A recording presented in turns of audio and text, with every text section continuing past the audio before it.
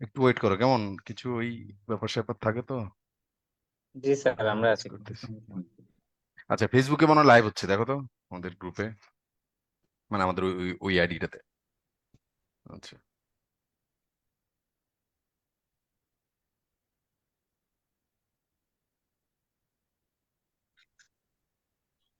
আসসালামু আলাইকুম স্যার।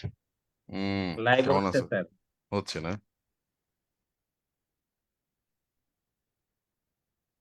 আচ্ছা, মানে আমাদের ওই আইডিটাতে। আচ্ছা, ওয়েলকাম ব্যাক ছোট্ট বন্ধুরা। আমরা আবার প্রায় দীর্ঘ 1 মাস পরে, 1 মাস না, প্রায় 25 দিন পরে, মানে হ্যাঁ, আমরা আবার জয়েন করতে পেরেছি। এই যে আজকে জয়েন করতে পেরেছি, সেটা কি কতদিন পরে আসলে জয়েন করতে পারবো আবার সবাই, আবার ক্লাসরুমে ফিরতে পারবো। ফিজিক্যাল ক্লাসরুমে যদি এখনো ফিরতে পারি নাই, সেটা হয়তো খুব শীঘ্রই পারবো। বাট এক্সপেকটেশন অন্তত আছে এখন যে খুব শীঘ্রই আমরা আমাদের দেখা হবে ফিজিক্যাল ক্লাসরুমে যাদের সাথে আছি। কিন্তু অনলাইনে তো ফিরতে পেরেছি, এবং এটা এভাবেই কন্টিনিউ করতে চাই। এই আহ তো আমাদের এই গত 25 দিনে অনেক ঝড়ঝাপটা গেছে পুরো জাতির উপর দিয়েই। একটা বড় সড়ো জাতির জীবনে একটা স্মরণীয় পরিবর্তন এসেছে, যেটা আসলেই এখন যা গেছে কারো, এখানে আমি একটু ধরো অ্যালোপ থাকার চেষ্টা করি সবকিছু থেকে, কারণ এখানে আমাদের সব ধরনের স্টুডেন্ট আছে। তো এখন আমরা সবাই মিলে যা হয়েছে, কারো পক্ষে গেছে কারো বিপক্ষে গেছে, আহ, আমরা সুন্দরভাবে আবার আমাদের নিজ নিজ দায়িত্ব, নিজ নিজ কর্ম পালন করব। আমরা দেশকে গড়ে তুলবো, সেটা অনেক বড় স্বপ্ন। ওইটা সবার দায়িত্ব না। আমরা দেশকে আসলে গড়ে কিভাবে, দেশ গড়ার কি প্রসেস, এটা আমরা জানি না। আমাদের আসলে এই দেশটাকে সুন্দর করার জন্য সবচাইতে যে বিষয়টা করা জরুরি, আমার কাজটা আমি সুন্দরভাবে করা, আমার দায়িত্বটা এইটুকুই দায়িত্ব আমার, এটুকুই শুধু। আমার আর কোনো কিছু করার দরকার নেই। আমার উপরে যে অর্পিত দায়িত্বটা ছিল, সেটা যদি আমি পালন করতে পারি, সেটা হচ্ছে দেশের জন্য করা। এবার আরো দেশের জন্য আমি কি করতে চাই, আরো কি করতে চাই, সেটা দরকার নেই। এখন আমার মনে হয়েছে যে অনেক দিন ধরে একটা অপারেশনের মধ্যে আছি আমরা, নির্যাতনের মধ্যে আছি সবাই। নানা কিছু নিয়ে এক একজন এক একটা নিয়ে ক্রুদ্ধ থাকতে পারে। সেটার বিরুদ্ধে আমার রেভল্ট করা উচিত, এটা আমার কাছে দেশপ্রেম মনে হচ্ছে, এটা আমার কাছে দায়িত্ব মনে হচ্ছে। সো সেটা সে করেছে। তো এটাই দেশপ্রেম, দ্যাটস ইট, এটাই, এটুকুই। কিন্তু ধরো, যেই কাজে আমার এখতিয়ার নাই, যে জিনিসটা আমি বুঝি না, সেটা নিয়েও আমার একটা কিছু কাজ করতে করার বা কাজ করার চেষ্টা করা বা কথা বলার চেষ্টা করা, এগুলো আসলে কেওজি তৈরি করে।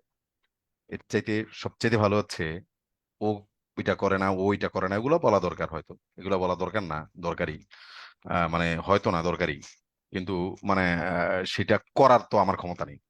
তো আমি আসলে সবকিছু এটার চাইতে জরুরি বেশি, যেটা আমার যে কাজটা, আমাকে যে দায়িত্বটা দেওয়া হয়েছে বা আমার যে দায়িত্বটা আছে, সেটা সুন্দরভাবে ভাবে পালন করলেই হয়। এই ধরো, এই আমি ট্রাফিক সিগন্যাল মানতেছি না, এটা দেশপ্রেম না। এগুলো ছোট ছোট করেই শুরু হয়। তো যাই হোক, এগুলা কেতাবি কথাবার্তা, এগুলো তোমরা সবাই জানোই। এখন যেহেতু পড়াইতে আসছি, সেক্ষেত্রে একটু হয়তো কথার কথায় বললাম আর কি। এই, আর তোমাদের সবাইকে শুভেচ্ছা। এটা আমাদের সবারই দেশ, সবাইকে অভিনন্দন।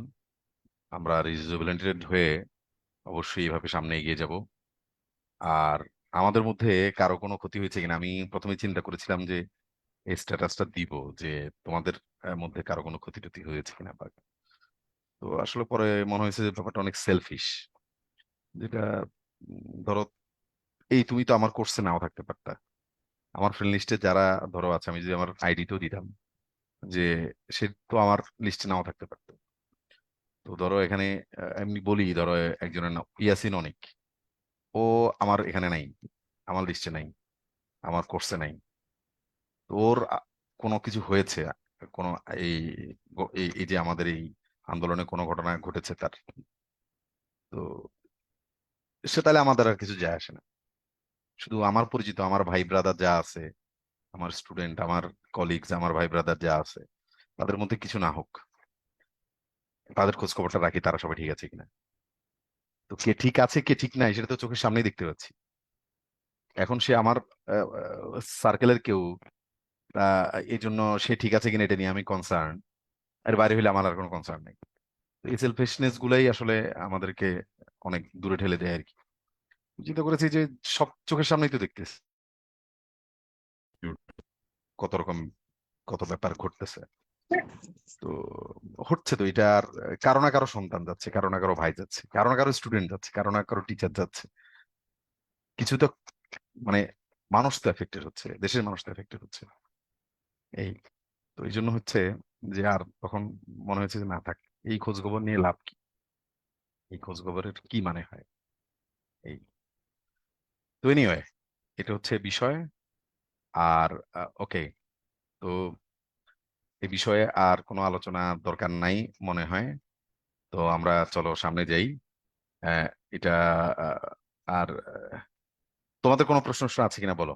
চলো আমরা ক্লাসে যাই। এর আগে কারো কোনো প্রশ্ন থাকলে বা জানার ইচ্ছা থাকলে বলো কিছু।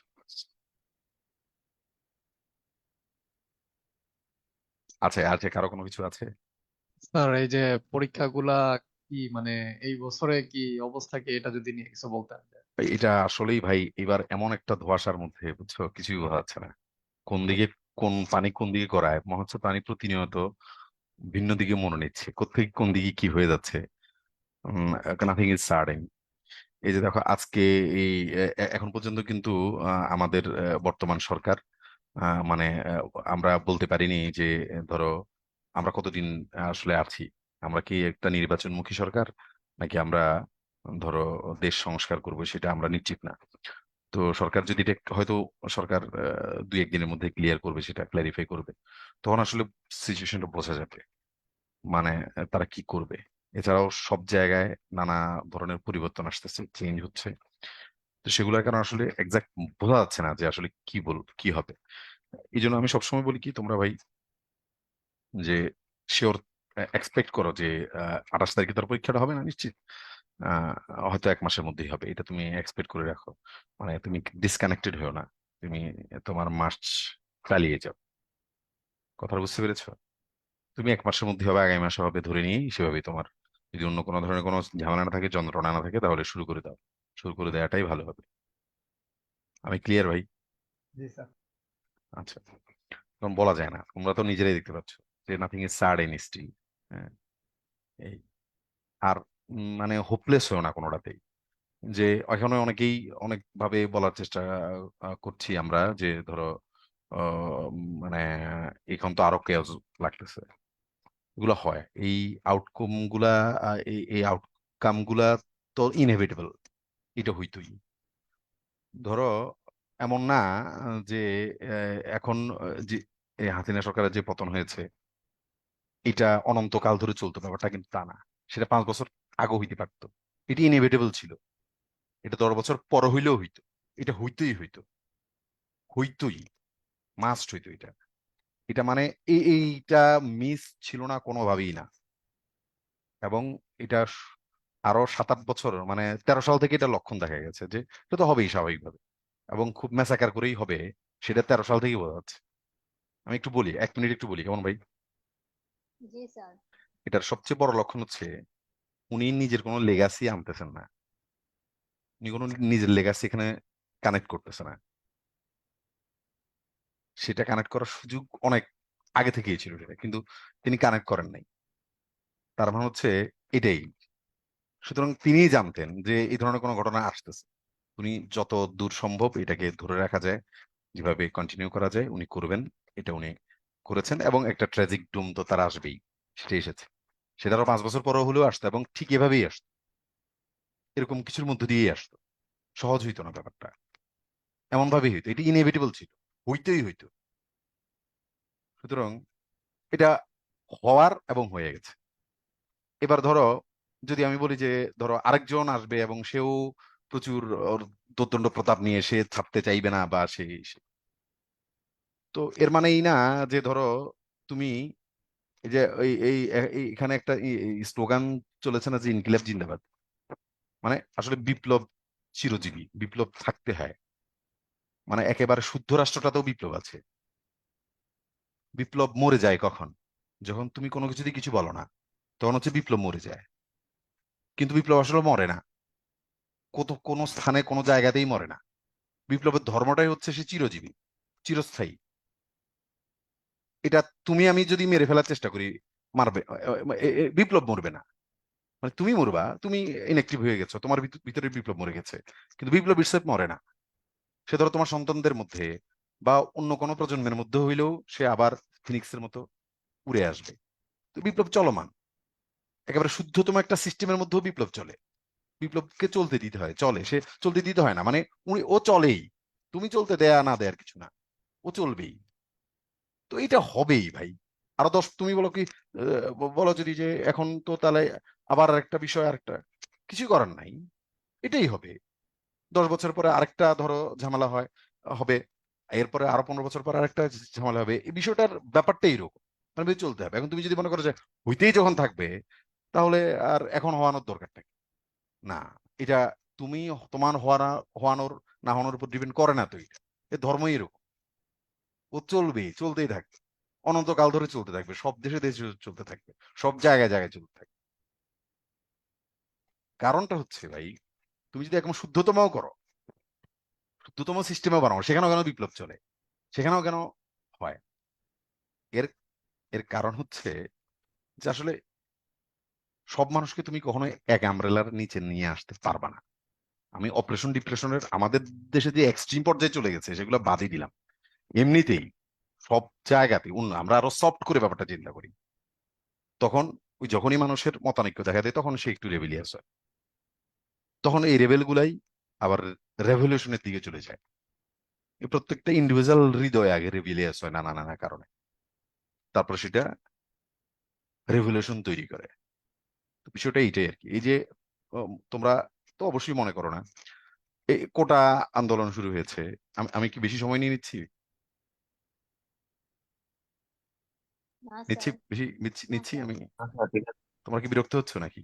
না না স্যার, স্যার। না এসব স্যার। তো না, চর্বিত চর্বণ, তোমরা এখন অনেক বেশি রাজনীতি সচেতন। গত 1-1.5 মাস ধরে জি তোমরা স্যার। তো আরো রাজনীতির, বিশেষ আমাদের বৃদ্ধদের চাইতে আরো ভালো জানো, তাই না? এই জন্য তোমাদের কাছে এগুলা হয়তো ভালো লাগতেছে না, বাট ধরো আমরা তো কেমন কারোর সাথে শেয়ারও করতে পারি না বা ওইভাবে। একটু বলি কেমন, বলবো? জি স্যার, জি অবশ্যই। স্যার। কোন জায়গায় যেন ছিলাম আমি, বলো তো, ভুলে যাই। বিপ্লব। আর না, বিপ্লব শেষ। উম,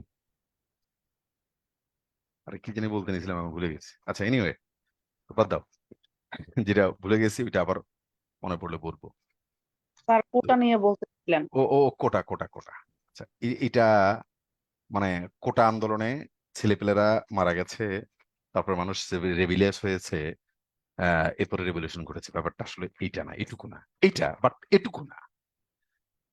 অনেক মানুষ অনেকভাবে দীর্ঘদিন ধরেই ধরো আস্তে আস্তে রেভিলিয়াস হয়েছে। ধরো কোটা আন্দোলন হঠাৎ করে একটা ঘটনা ঘটেছে, এর আগে সবকিছুই সুন্দর ছিল, হঠাৎ করে একটা ঘটনা ঘটেছে, এরপরে মানুষ রেভিলিয়াস হয়ে রাস্তায় নেমে গেছে, আবাল বৃদ্ধা বনিতা সব রাস্তায় নেমে গেছে। তা কিন্তু না।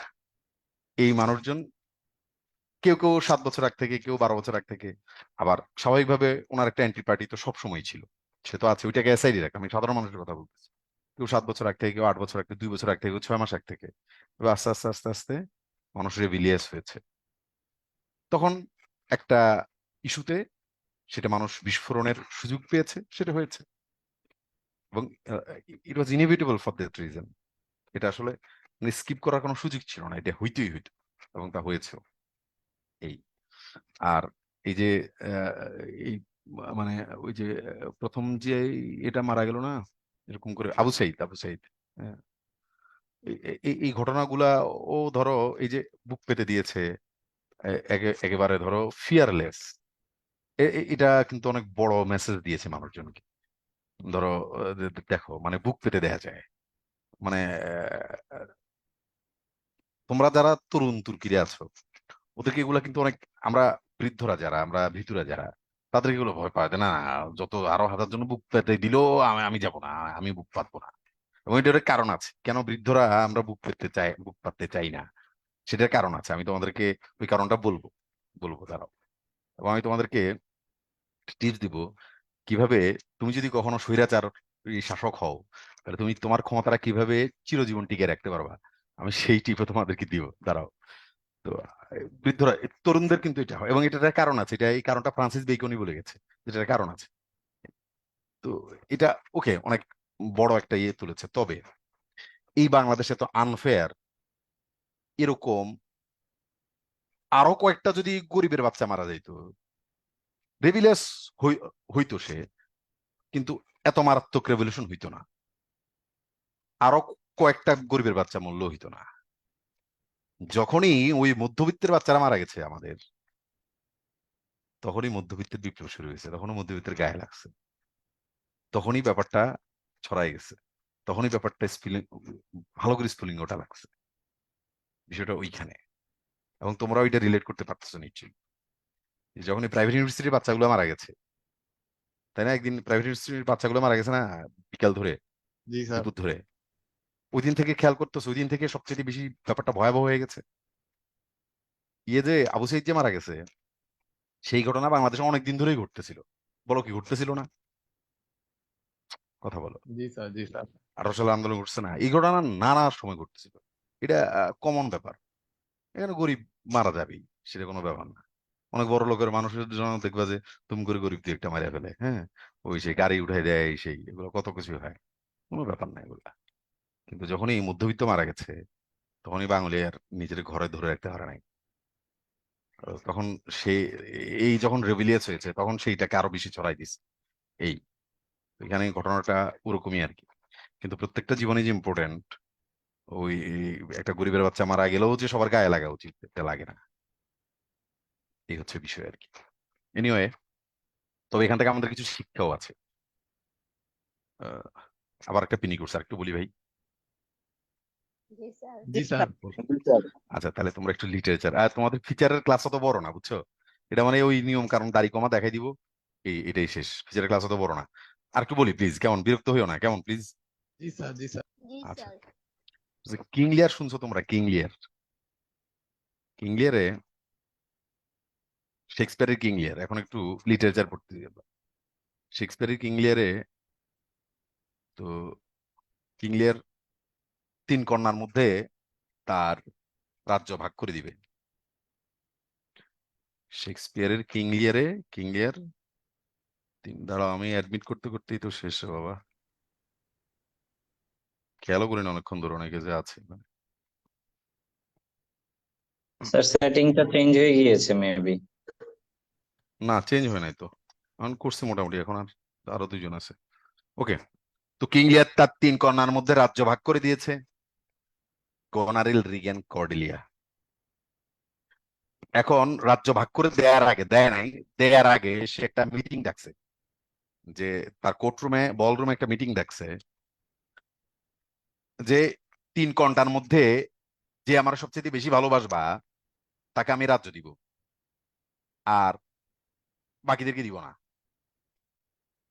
তো প্রথম 2 কন্যা রিগান, গোনারিল, এরা তোমাদের পরীক্ষার জন্য ইম্পর্টেন্ট, শোনো একটু।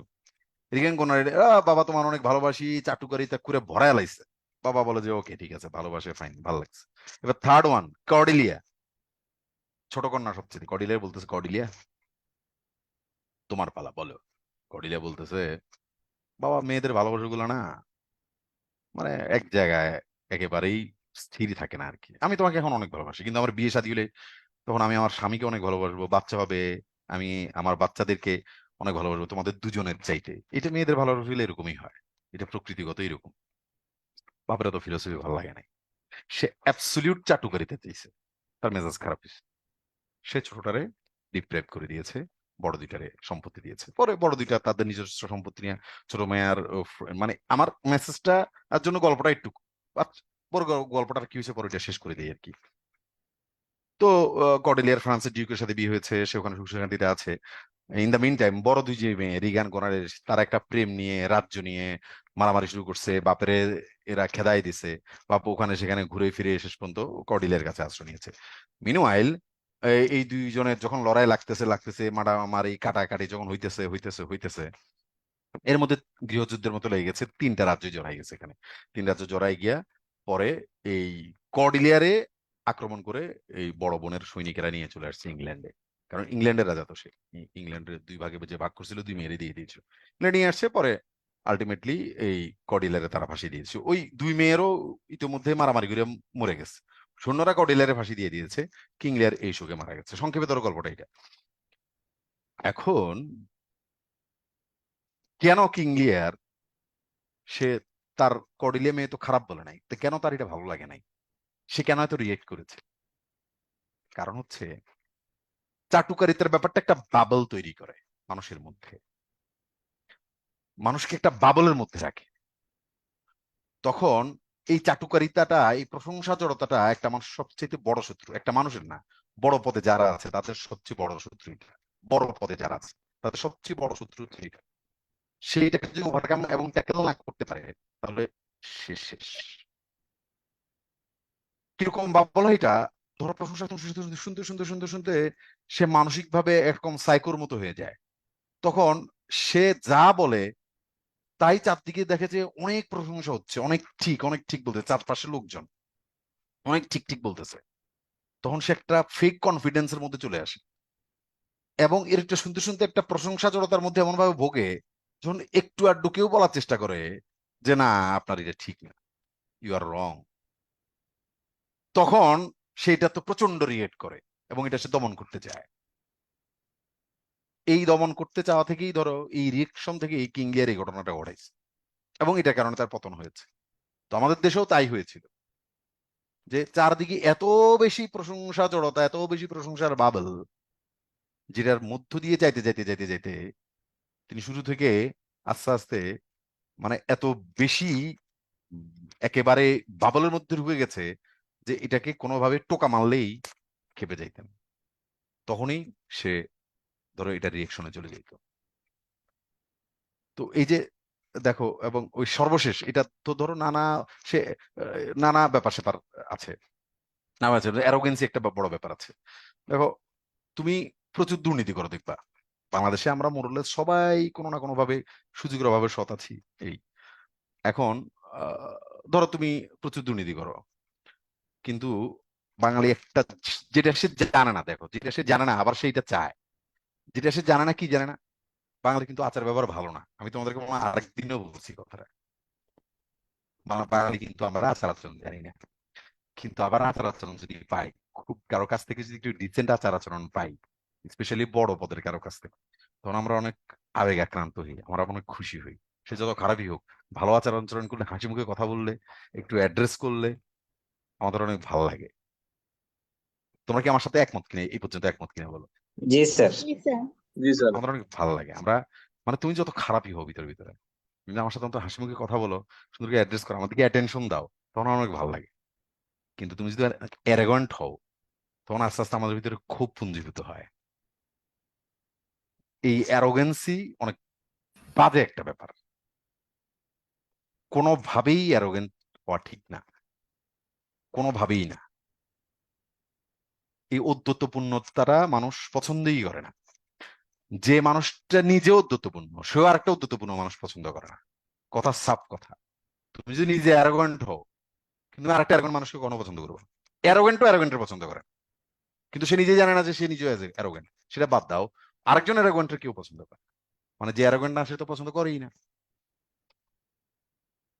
যখন তোমাকে বলবে, মানে তোমার কাছে কোনো আশ্রয় পাবে না মানুষ। ধরো তুমি বলতেছে যে ইয়ে এই আহ কি যেন মাংসের দাম বেড়ে গেছে, মানে কোনো কোনো কিছু থেকে অ্যাড্রেস পাচ্ছে না তো মানুষ। মাংসের দাম বেড়ে গেছে, ওকে কাঁঠাল আছে, তারপরে বেগুনি বেড়ে গেছে, ওকে কুমড়া আছে, মানে ওখানে পানি বন্ধ হয়ে গেছে, হ্যাঁ আমি সব পানি টানি বন্ধ করে দিয়ে বসে থাকবো। মানে এমন এক ভাবে বডি ল্যাঙ্গুয়েজটা ছিল যে পানি বন্ধ হয়েই গেছে, ধরো এই এই এই মুহূর্তে পানি বন্ধ হয়ে গেছে। তো এগুলো তো অ্যাড্রেসিং হলো না, এগুলো তো অ্যারোগেন্সি, এগুলো মানুষ আস্তে আস্তে বিক্ষুব্ধ করে তোলে। এগুলো ঠিক না, এগুলো মানুষকে চরম, মানে তাহলে তোমার তো আর আশ্রয় নাই কিছু। আর মানুষ একটু একটু পরিবর্তন চায়। মানে এটা অনেক কিছু করেও সে যে আরো কন্টিনিউ করতে পারতো অনন্তকাল তা না। আর একটা মানুষ কতদিন বাঁচে? সে তো এমনি স্বাভাবিক মৃত্যু হইতে পারে। এটা তো পতন হইতই রে ভাই, হইতই। কিন্তু আমি বলতেছি যে তুমি ধরো মানুষ একটু পরিবর্তন চায় দেখবা, বেশি দিন একরকম ভাল লাগে না। কিন্তু তুমি নিজে পরিবর্তন হচ্ছ না, তুমি কারো পরিবর্তন করতেছো না, বেশি দূর যাওয়া লাগবে না, তুমি এক পাপনরে দেখতে দেখতে কত মারাত্মক ভাবে বিরক্ত হয়েছে তুমি বলো ভাই। এখানে নিশ্চিত ভাবে মানে একেবারে পাড়া আওয়ামী লীগ লোকজন আছে, কিন্তু সেও নিজেও পাপনরে দেখতে দেখতে বিরক্ত হয়েছে বলো, তার কাছেও বিষের মতো লাগতেছিল। তোমরা কি ভাই অন্যভাবে নিচ্ছ ব্যাপারটা? না স্যার। স্যার। এটা কি হচ্ছিল না ভাই বলো? মানে এক ওবায়দুল কাদের কথা শুনতে শুনতে শুনতে শুনতে শুনতে শুনতে শুনতে মানুষ মনে হচ্ছে, এই যে মানুষ একটু স্বস্তি পাইতো যে ওবায়দুল কাদের চেঞ্জ, নতুন একজন আসবে যে ধরো নতুন করে কথা বলতেছে, তখন মানুষ ওকে একটা পরিবর্তন হয়েছে, মানে সামান্য হলেও তার মধ্যে একটা মানে সে একটু ব্যাক স্টেপ নিতে পারতো, একটা মাটিতে মানে একটা গ্রাউন্ড পাইতো সে। কিন্তু না, ও তাসলিম চলতে অনন্তকাল ধরে চলতেছে, চলতেছে তো চলতেছেই, চলতেছে, শেষ নাই। সালাউদ্দিন চলতেছে, এরকম অসংখ্য অসংখ্য চলতেছেই চলতেছেই চলতেছেই, শেষ আর হচ্ছে না। এই বিষয়গুলা ভয়াবহ ব্যাপার আর কি। পরিবর্তন করতে হয় সবসময়। একজনই চালাচ্ছে সবকিছু, একজনই চালাচ্ছে, একজন, মানে চেঞ্জ নাই কোনো কিছু। মানে সব ক্ষেত্রে সব পদে এরকম খুব দুই একটা চেঞ্জ হয়। এবং অন্যান্য ক্ষেত্রে পৃথক আইন সংশোধন করে, মানে বিকল্প নাই এখানে কোনো, সংশোধন করে 2-2.5 বছর বাড়াই অনেককে আবার শপথ অধিষ্ঠিত করা হয়েছে। মানে এরকম বাবা, বিকল্পই নেই এই দেশে। 2 বছর বাড়ায়ও তারপরে তারে ওই জায়গায় আনতে হয়েছে। এই এই ওকে, মেলা কথা বলে ফেলছি আর শেষ। তুমি যদি স্বৈর শাসক হও, তাহলে তুমি কিভাবে সারা জীবন শাসন করবা সেটা টিপস নিতে চাও কিনা বলো, কথা বলো। জি স্যার। আচ্ছা না তাহলে স্যার। একটু একটু লাইনে থাকো। ওকে, দাঁড়াও।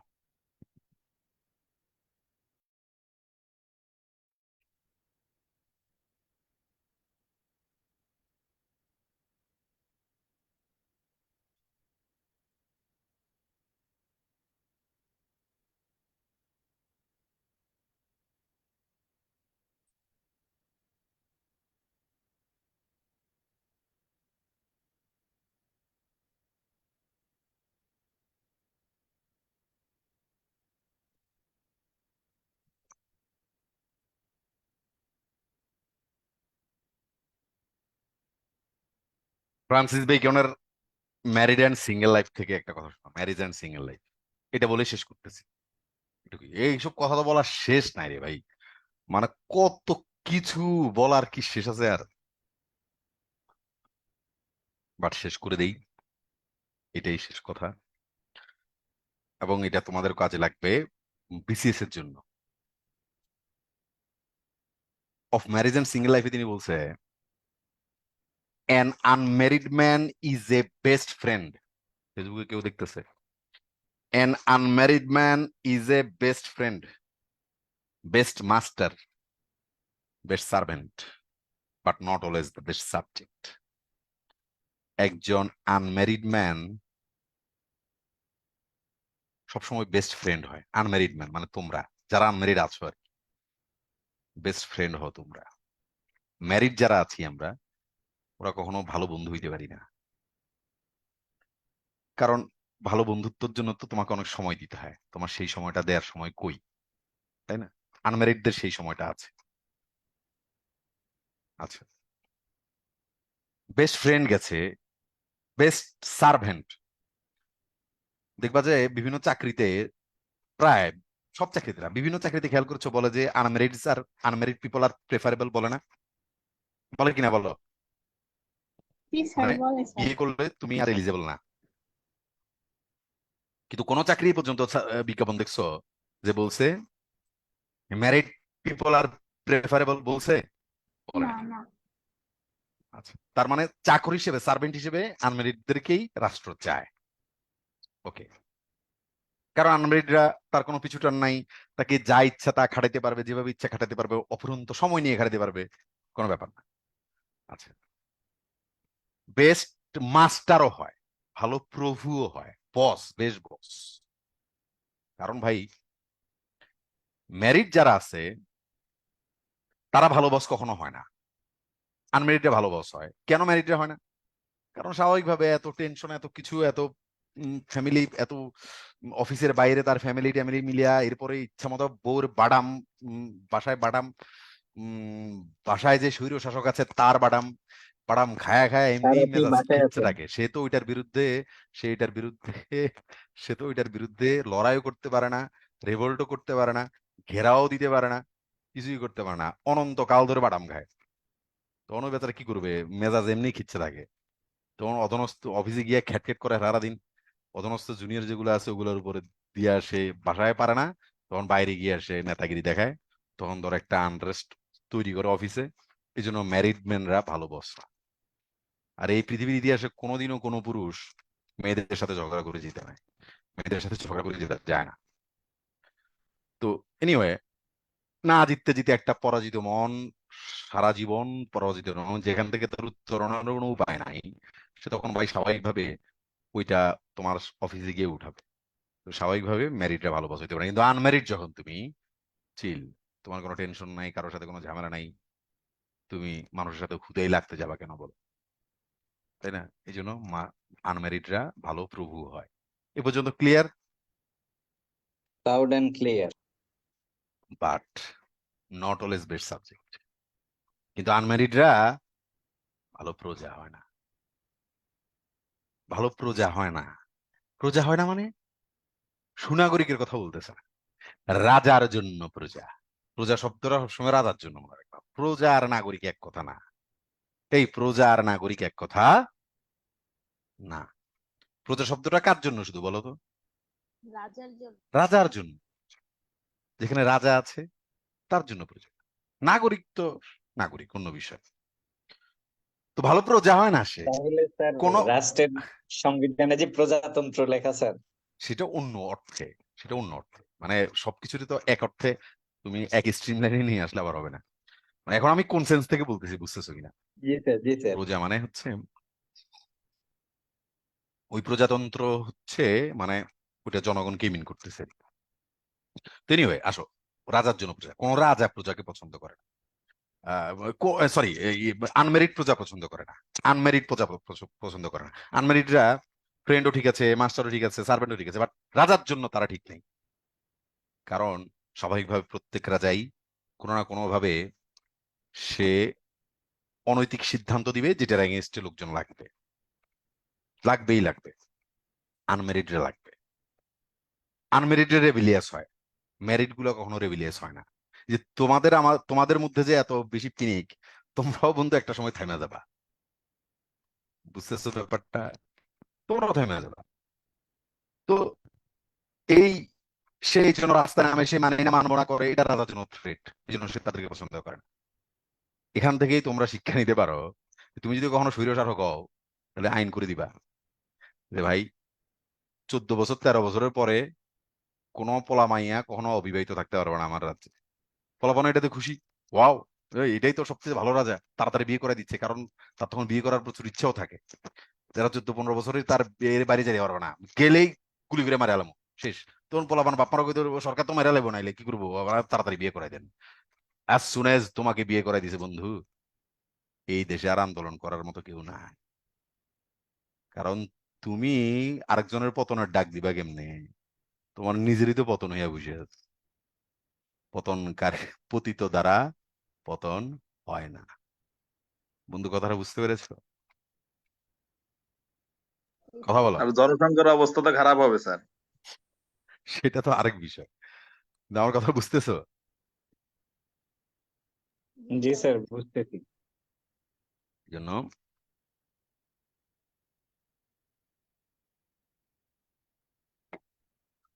ওকে, শেষ।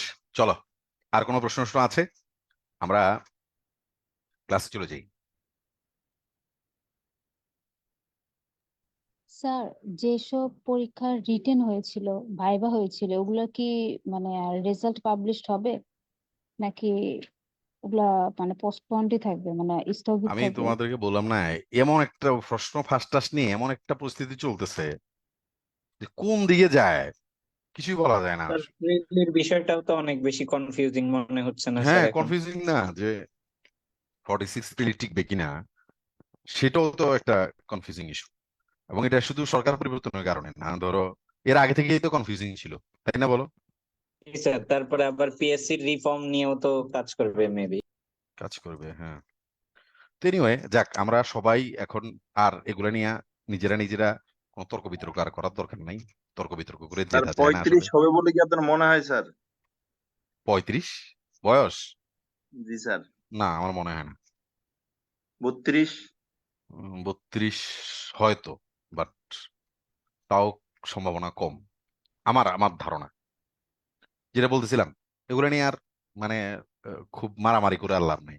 শেষ, যেটা হয়েছে গেছে। এবার আমরা আবার সুন্দর করে সবাই একটু নিঃশ্বাস নিতে চাই, বাঁচতে চাই, বাঁচাতে চাই। দরকার নেই আর, গেছে গেছে, এটা নিয়ে আর কোনো ধরনের টিপ্পনি, ওইটা সেইটা খোঁচা মেরে একটা কথা, এগুলোর কোনো প্রয়োজন নেই। হ্যাঁ, এই, আচ্ছা, আসো। মানে অনেকেই জানে না আপনি তো এখন ন্যাশনাল ফিগার। কেন? না না, ওইটা ওইটা ভাই, আমি না না, আমি ওইটা বলো না প্লিজ, আমি এটা নিয়ে খুব বিপদের মধ্যে আছি। আমি যে কি ডলার মধ্যে যাইতেছি আমার লাইফ এখন, সেটা আমি ছাড়া কেউ জানে না। ওইটা স্যার প্রচুর। আমি দেখেই পরে মানে প্রথমে আমি বুঝতে পারিনি স্যার, হ্যাঁ, না থাক, কয়েকবার পাতো দেখার এটা পরে বললো না। বুঝেছি। আমি খুব বাড়ানোর মধ্যে আছি এখন, খুব আমার উপর দিয়ে ব্যাপক ডলার এন- যাইতেছে। নামিউল ভাই, এবং আপনি শুধু একলা দেখেন নাই, আমিও দেখছি। না না, বাদ দাও বাদ দাও, শেষ, এটা শেষ। আমি বললাম না, আমি আমার লাইফটা পুরো হেল হয়ে যাচ্ছে এখন। আচ্ছা যাক, লাইফ স্যার এর দোয়া মধ্যে, করি এই অবস্থা থেকে বের হয়ে যাবেন হ্যাঁ, ইনশাল্লাহ। ঝড়ঝাপটা আসবেই। লাইফ এরকম ঝড়ঝাপটা নিয়েই, ধরো এই আমার লাইফের প্রতি অনেক বাদাম যাইতেছে, এগুলো ও লাইফ আসলে এই 800 ও 1000 বছর পরে যারা বাদাম দিতেছে আর আমি বাদাম খাইতেছি, এবং তোমরা যারা বাইরে থেকে মজা নিচ্ছ, সবাই মিলে আমরা মরে যাবো, তাই না? এবং তখন আমরা এগুলো নিয়ে হাসাহাসি করবো। হ্যাঁ, যে এরকম এই বাদাম যে হয়েছে, শিওর 1500 2000 বছর পরে তোমাদের যখন আবার শেখ হাসিনার সাথে দেখা হবে, মানে তার প্রতিপক্ষের সাথে, বা এগুলো নিয়ে হাসাহাসি করবে তারা, শিওর। জীবনটা হচ্ছে, একজনকে জিজ্ঞেস করছে, এক দরবেশকে জিজ্ঞেস করছিল যে জীবনের সংজ্ঞা কি। তখন সে বলছে, ভাই জীবনের সংজ্ঞা কখনো জীবিত মানুষে জিজ্ঞেস করো না। জীবন সংজ্ঞা কি জীবিত মানুষ কখনো বোঝে না, কখনো বোঝে না। জীবনের সংজ্ঞা বলতে পারবে একজন মৃত মানুষ, পারলে তারে গিয়ে জিজ্ঞেস করো। কথা বুঝতে পেরেছো বন্ধু? জি স্যার।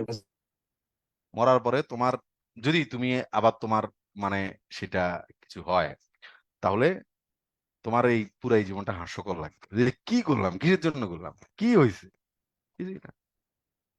বুঝছো?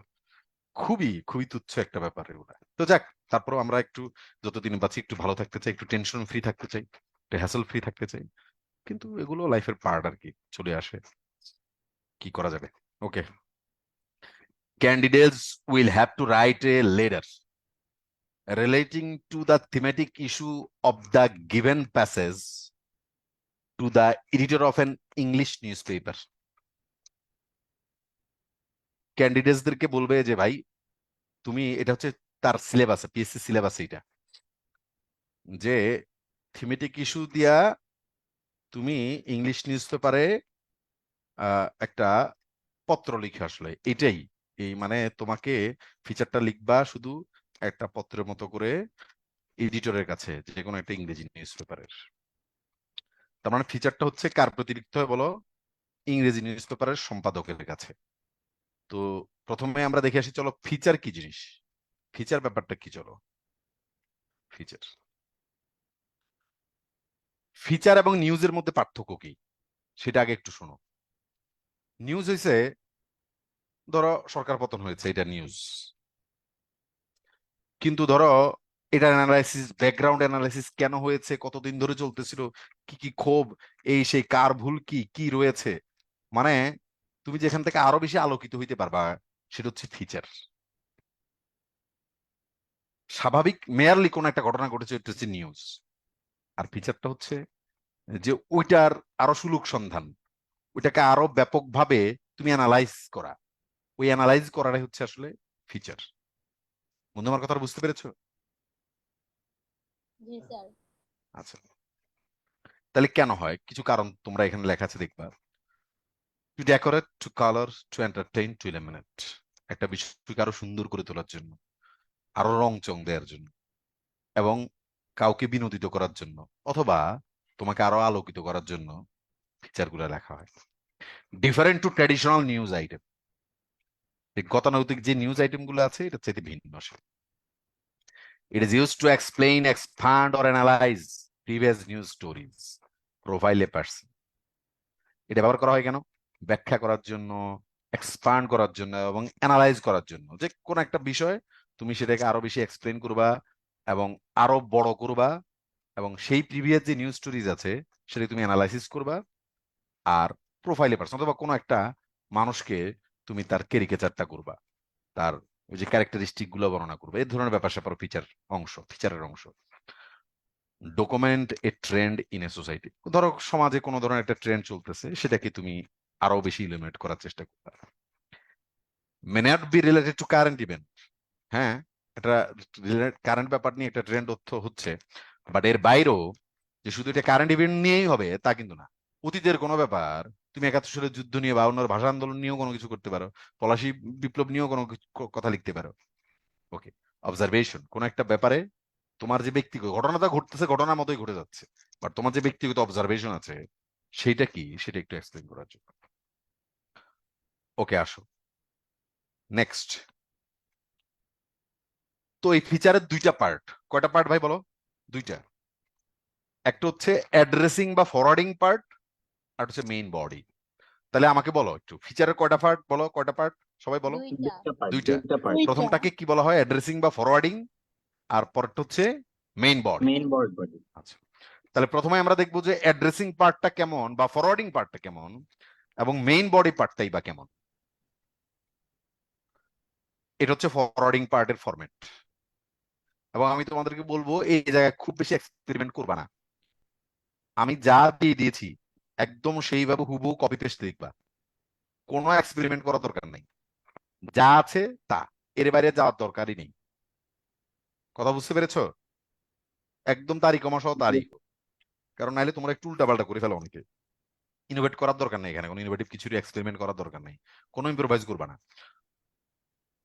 25 জুন 2023 তারিখ দিলা, এডিটর ডেইলি স্টার, ঠিকানা কাজী নজরুল ইসলাম অ্যাভিনিউ, ঢাকা 1215, শেষ।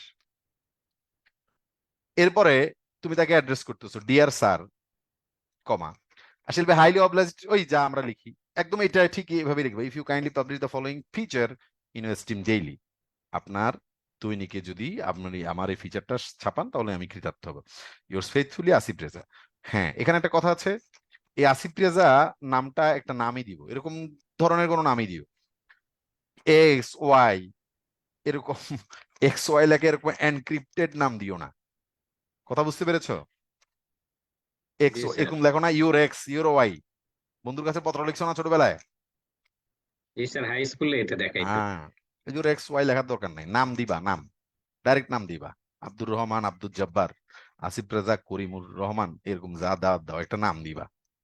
ওকে, আচ্ছা, নিজের নাম প্রেফারেবল না, না স্যার? নিজের নাম দিও না, নিজের নামগুলার মধ্যে বোঝা যায় এই টাইপের নাম দিও, আব্দুর রহিম, আব্দুল জব্বার, এই টাইপের নাম দিও যেগুলো ধরো মোস্ট কমন নেই। এই নিজের আচ্ছা। নামটা দেওয়ার দরকার নেই আসলে। আব্দুর রহিম, আব্দুল জব্বার এই টাইপের নাম দিবা, যেগুলো আমাদের প্রাগৈতিহাসিক কাল থেকে আমাদের এখানে নাম হয় সেগুলো।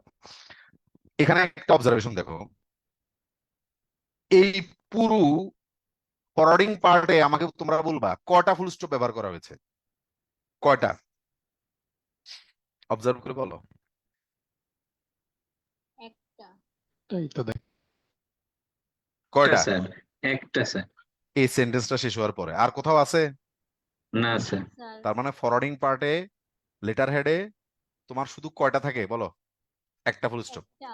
মাথায় একটা রাখো, কারণ ফুল তোমাদের স্টপ। নানা জায়গায় ফুল স্টপ দেওয়ার একটা পিনিক ওঠে, যেখানে জি সেখানে স্যার। একটা ফুল স্টপ দিই।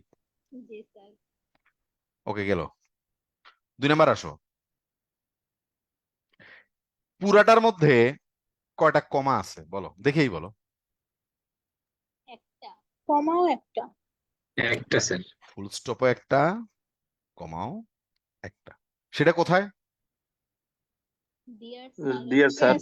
ডিয়ার স্যারের পরে। সুতরাং পুরা স্লাইডেই, সরি পুরা পেজেই, তোমার এই পুরা ফরওয়ার্ডিং পেজে একটা ফুল স্টপ, একটা কমা, আর কিছুই নাই। পাংচুয়েশনের খেলা শেষ। তার মানে পাংচুয়েশন নিয়ে এই জায়গায় কোনো ধরনের কোনো বিভ্রান্তি তৈরি করবে না। স্যারের পর একটা কমা। ডিএস স্যার, দেখি আমি তোমাদেরকে সরাই নিয়ে যাই। ডিএস স্যারের স্যারটা ক্যাপিটাল লেটার নাকি স্মল লেটার ছিল বলো তো? Capital sir. Capital sir. Capital ছিল। ক্লিয়ার? জি জি স্যার। স্যার। ওকে, তাহলে এই কি পয়েন্ট এগুলাই ছিল যেগুলা তোমরা আসলে বিভ্রান্ত হয়ে যাও। তো স্যারটা কি ছোট হাতে লিখবো না বড় হাতে লিখবো, কমাটা কই দিব, ফুল স্টপটা কই দিব, এই এগুলাই। আর আসো নেক্সট দেখো, আবার একটু দেখো ডেট গুলা লেখার প্রক্রিয়া কোথায়, ডেটটা কোথায় লিখবা একটু দেখো। এবং তোমরা, আমি একটা তো ফরম্যাট সাজেস্ট করে দিলাম, 25 জুন 2023 ধরো এভাবে লিখলা। আরো আছে এগুলোও শুদ্ধ, 25/7/2023 পাংচুয়েশন ক্লাস আমি দেখাইছি যদিও, তারপর আবার একটু দেখে দিচ্ছি, এগুলোও শুদ্ধ। তবে এত বেশি এক্সপেরিমেন্টের দরকার নেই, এগুলা লিখো। এগুলার কারণে এটা না দিয়ে এটা দিলে ভালো হবে, বেশি নাম্বার পাবা, একদমই না, একদমই না। সুতরাং এগুলার মধ্যে মাথাকে বেশি ঘোলায়ও না, সুস্থ থাকো, একটু শান্ত থাকো, তাহলে দেখবা যে চাপ কম পড়বে। এই আর আমি তোমাদেরকে আরেকটা ভুলে যাবো, আমি তোমাদেরকে টিপস দেই, শোনো। দাঁড়াও দাঁড়াও, একটা পিনি করছে বলবো। জি স্যার। Please sir. পরীক্ষার হলে বুঝছো, পরীক্ষা দিয়ে যাওয়ার আগে, যেই কোনো গুরুত্বপূর্ণ কাজ করার আগে কথা বলবো না কারোর সাথে, হাসি তামাশা করবা না, কথা বলবো না, কোনোভাবেই এঙ্গেজ থাকবা না, মুখ কালা করে থাকবা। আমি তোমাদেরকে সবসময় এই শিক্ষা দেওয়ার চেষ্টা করি যে সবসময় বা হাসি খুশি থাকবা, সবসময় হাসি খুশি থাকবা, জলি মাইন্ডে থাকবা। ওই কমিউনিকেশন কথা বারবার বলি না, তাই না? জি স্যার। ওইটাই তো, হাসি খুশি থাকবা, এটা ঠিক আছে, ফাইন। মানুষের সাথে সহনশীল হবা, বন্ধুত্বপূর্ণ হবা। কিন্তু পরীক্ষার হলে যাওয়ার আগের দিন সকাল থেকে ঘুম থেকে ওঠার আগ পর্যন্ত, সরি, ঘুম থেকে ওঠার পর থেকে পরীক্ষা শেষ হওয়া পর্যন্ত একদমই কথা বলবা না। এই মামার রুমটা কোন দিকে এটা দরকার নেই, নিজে একটু খুঁজে নিবা। মানে কোনো কথাই বলার দরকার নেই, একেবারে না পারতে ধরো তুমি রুম খুঁজে পাচ্ছ না, তখন মামার জিজ্ঞেস করলা, পিয়নরে জিজ্ঞেস করলা যে মামা ওই রুমটা কোন দিকে, সেটা অন্য ব্যাপার। স্যার আমার এই জিনিসটা লাগে। এছাড়া ধরো বন্ধুর সাথে ঠাট্টা, দোস্ত ওই এনে হইছে, ওখানে ওই ঘটনা ঘটছে, ওখানে এই সেই, পরীক্ষার আগে জট বাইদের এরকম করো না? জি স্যার। অনেক। করবা না।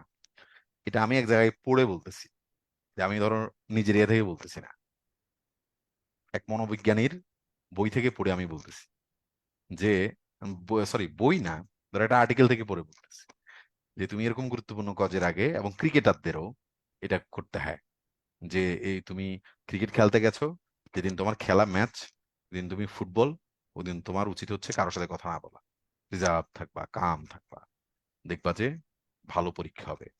এর কারণটা কি জানো? এর কারণটা কি?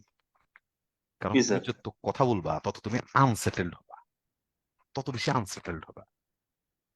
তোমার এই নতুন নতুন যে তথ্যগুলা মাথায় ঢুকাচ্ছ তুমি আড্ডার মাধ্যমে, তুমি হ্যাঁ হ্যাঁ করার মাধ্যমে, তখন এটা তোমাকে একটু আনসেটেল করে ফেলে, যেটা পরীক্ষার নানা জায়গায় তোমার অবচেতন ভাবে এফেক্ট ফেলে দেয়। কিন্তু যদি কাম থাকো, কম্পোজড থাকো, তখন ওই জিনিসটা আর ঘটে না। আমার কথা বুঝতে পেরেছো ভাই? জি স্যার। এটা তোমরা, এবং এটা দেখবাও যে উপকারে লাগবেই, এটা আমি নিজে এটার ফল ভুগি, এর উপরে লাগেই, আমি দেখেছি। ওকে আসো, যাই আমরা ক্লাসে আবার। ওকে, আমরা তারিখের ফরম্যাটটা দেখলাম। তারিখের পরে আমার এখানে তো খুব জায়গা হচ্ছিল না, হালকা একটু স্পেস দিও, এত বেশি না। ধরো তারিখের পরে, তারিখটার পরে নিচেটা লিখতে গিয়ে আবার হালকা একটা স্পেস দিয়ে নিবা, বেশি দিও না, এই অল্প একটু স্পেস দিয়ে, মানে এই এগুলোর মধ্যে তো তোমার স্বাভাবিক স্পেস যেমন থাকে তেমনই, মানে তারিখটা যেন এটার একটা অংশ না। দেখো তারিখ লিখে আবার এডিটর লিখেছো, এডিটর লিখে ডেলিস্টটা লিখেছো, এরকম যেন কিছু না মনে হয়, এমন ভাবে একটু হালকা দৃশ্যমান স্পেস রাখবা। আমার কথা ক্লিয়ার ভাই? জি স্যার। আচ্ছা, অ্যাড্রেসিং এ একটা কমাই অ্যাপ্লিকেবল, সেটা তোমরা দেখেছো, আবার দেখাই দিলাম ডিয়ার স্যারে। ওকে, আর লাস্টেরটা হচ্ছে ইয়োর্স ফেথফুলি, তোমার নামটা, শেষ। আমাদের অ্যাড্রেসিং গেছে, অ্যাড্রেসিং যাওয়ার পরে এখন বলো নেক্সট পার্ট কি হতে যাচ্ছে বলো? Main body.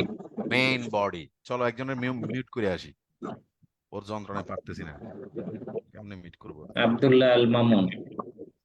আরে কে দেখতেছি না, কোন দিয়ে জানি মিট, অনেকদিন ক্লাস নিতে না, এই তো ভুলেও গেছি বুঝছো, কে জানি কি করে। আর যেই ধরো বাট আমার মধ্যে গেছি পুরো জাতি মিলে। ওকে।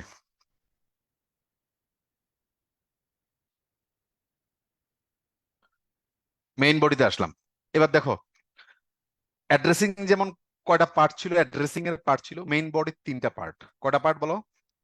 3টা। 3টা। তিনটা পার্ট। একটা টাইটেল, একটা প্যারাগ্রাফ, একটা হচ্ছে তোমার নাম।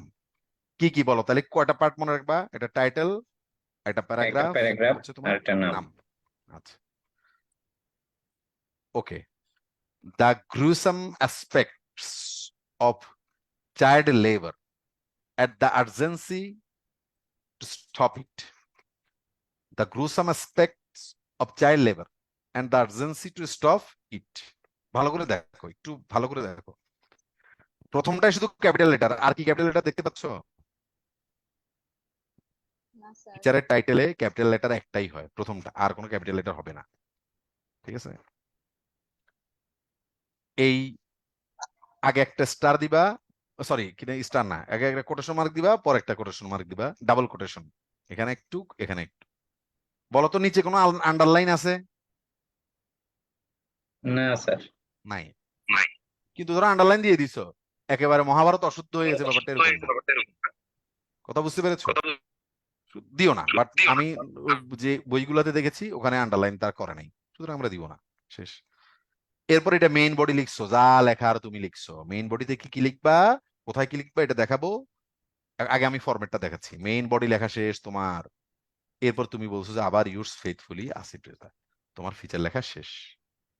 অ্যাড্রেসিং গেছে, তারিখ থেকে শুরু করে, সেই ডেইলি স্টার থেকে শুরু করে, এরপরে তুমি ডিয়ার স্যার লিখে কথাটা লিখে, এরপরে ইউর ফেথফুল আসিফ রেজা একবার লিখছো।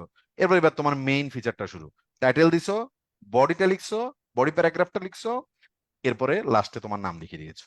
শেষ। ফরম্যাটটা আশা করি তোমাদের বোঝা হয়ে গেছে, বলো। জি স্যার। জি স্যার। ওকে, গেল। গেল। তাহলে এটা আমাদের টাইটেলের 1 নাম্বার পেজ, পরেরটা 2 নাম্বার পেজ। শেষ। টাইটেলের ক্ষেত্রে কিছু ব্যাপার মনে রাখবা। 2 পাশে উদ্ধরণ চিহ্ন দিবা। The word should be on small letter except beginning, মানে প্রথমটা ছাড়া সবকিছুই স্মল লেটার হবে।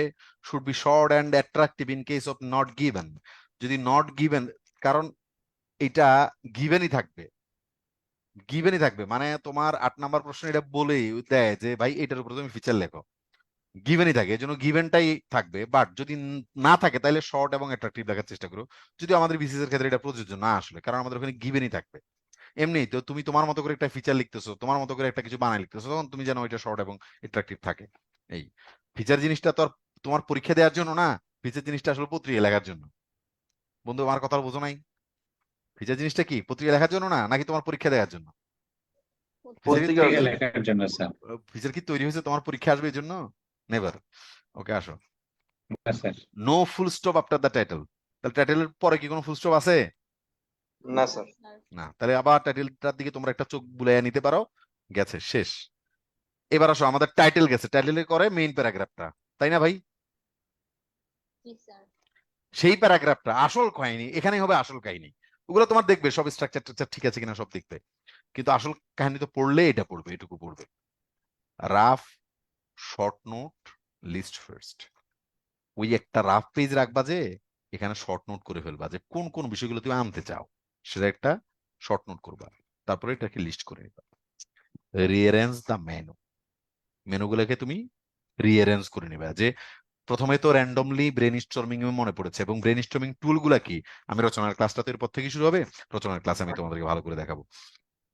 তো এখন আসো, রিঅ্যারেঞ্জ দা মেনু, ওই ব্রেন স্টর্মিং টুল দিয়ে যদি যখন তুমি কন্টেন্ট গুলো বের করেছো, সেই কন্টেন্ট গুলো এবার রিঅ্যারেঞ্জ করতে হবে, তোমাকে সাজাইতে হবে, গুছাইতে হবে।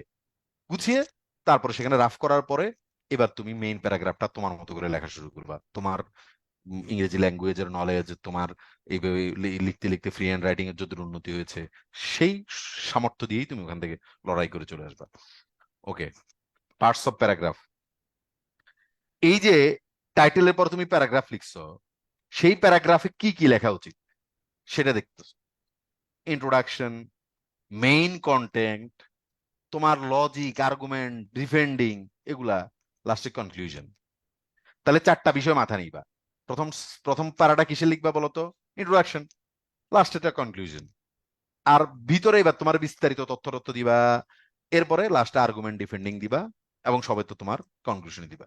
প্রথমে আসো, ইন্ট্রোডাকশনে কি কি লেখা উচিত, মেইন কন্টেন্টে কি কি জিনিস আনা উচিত, আর্গুমেন্ট ডিফেন্ডিং এ কি কি জিনিস আনা উচিত, কনক্লুশনে কি আনা উচিত, সেগুলি তোমাদের দেখার আগ্রহ আছে না রে ভাই?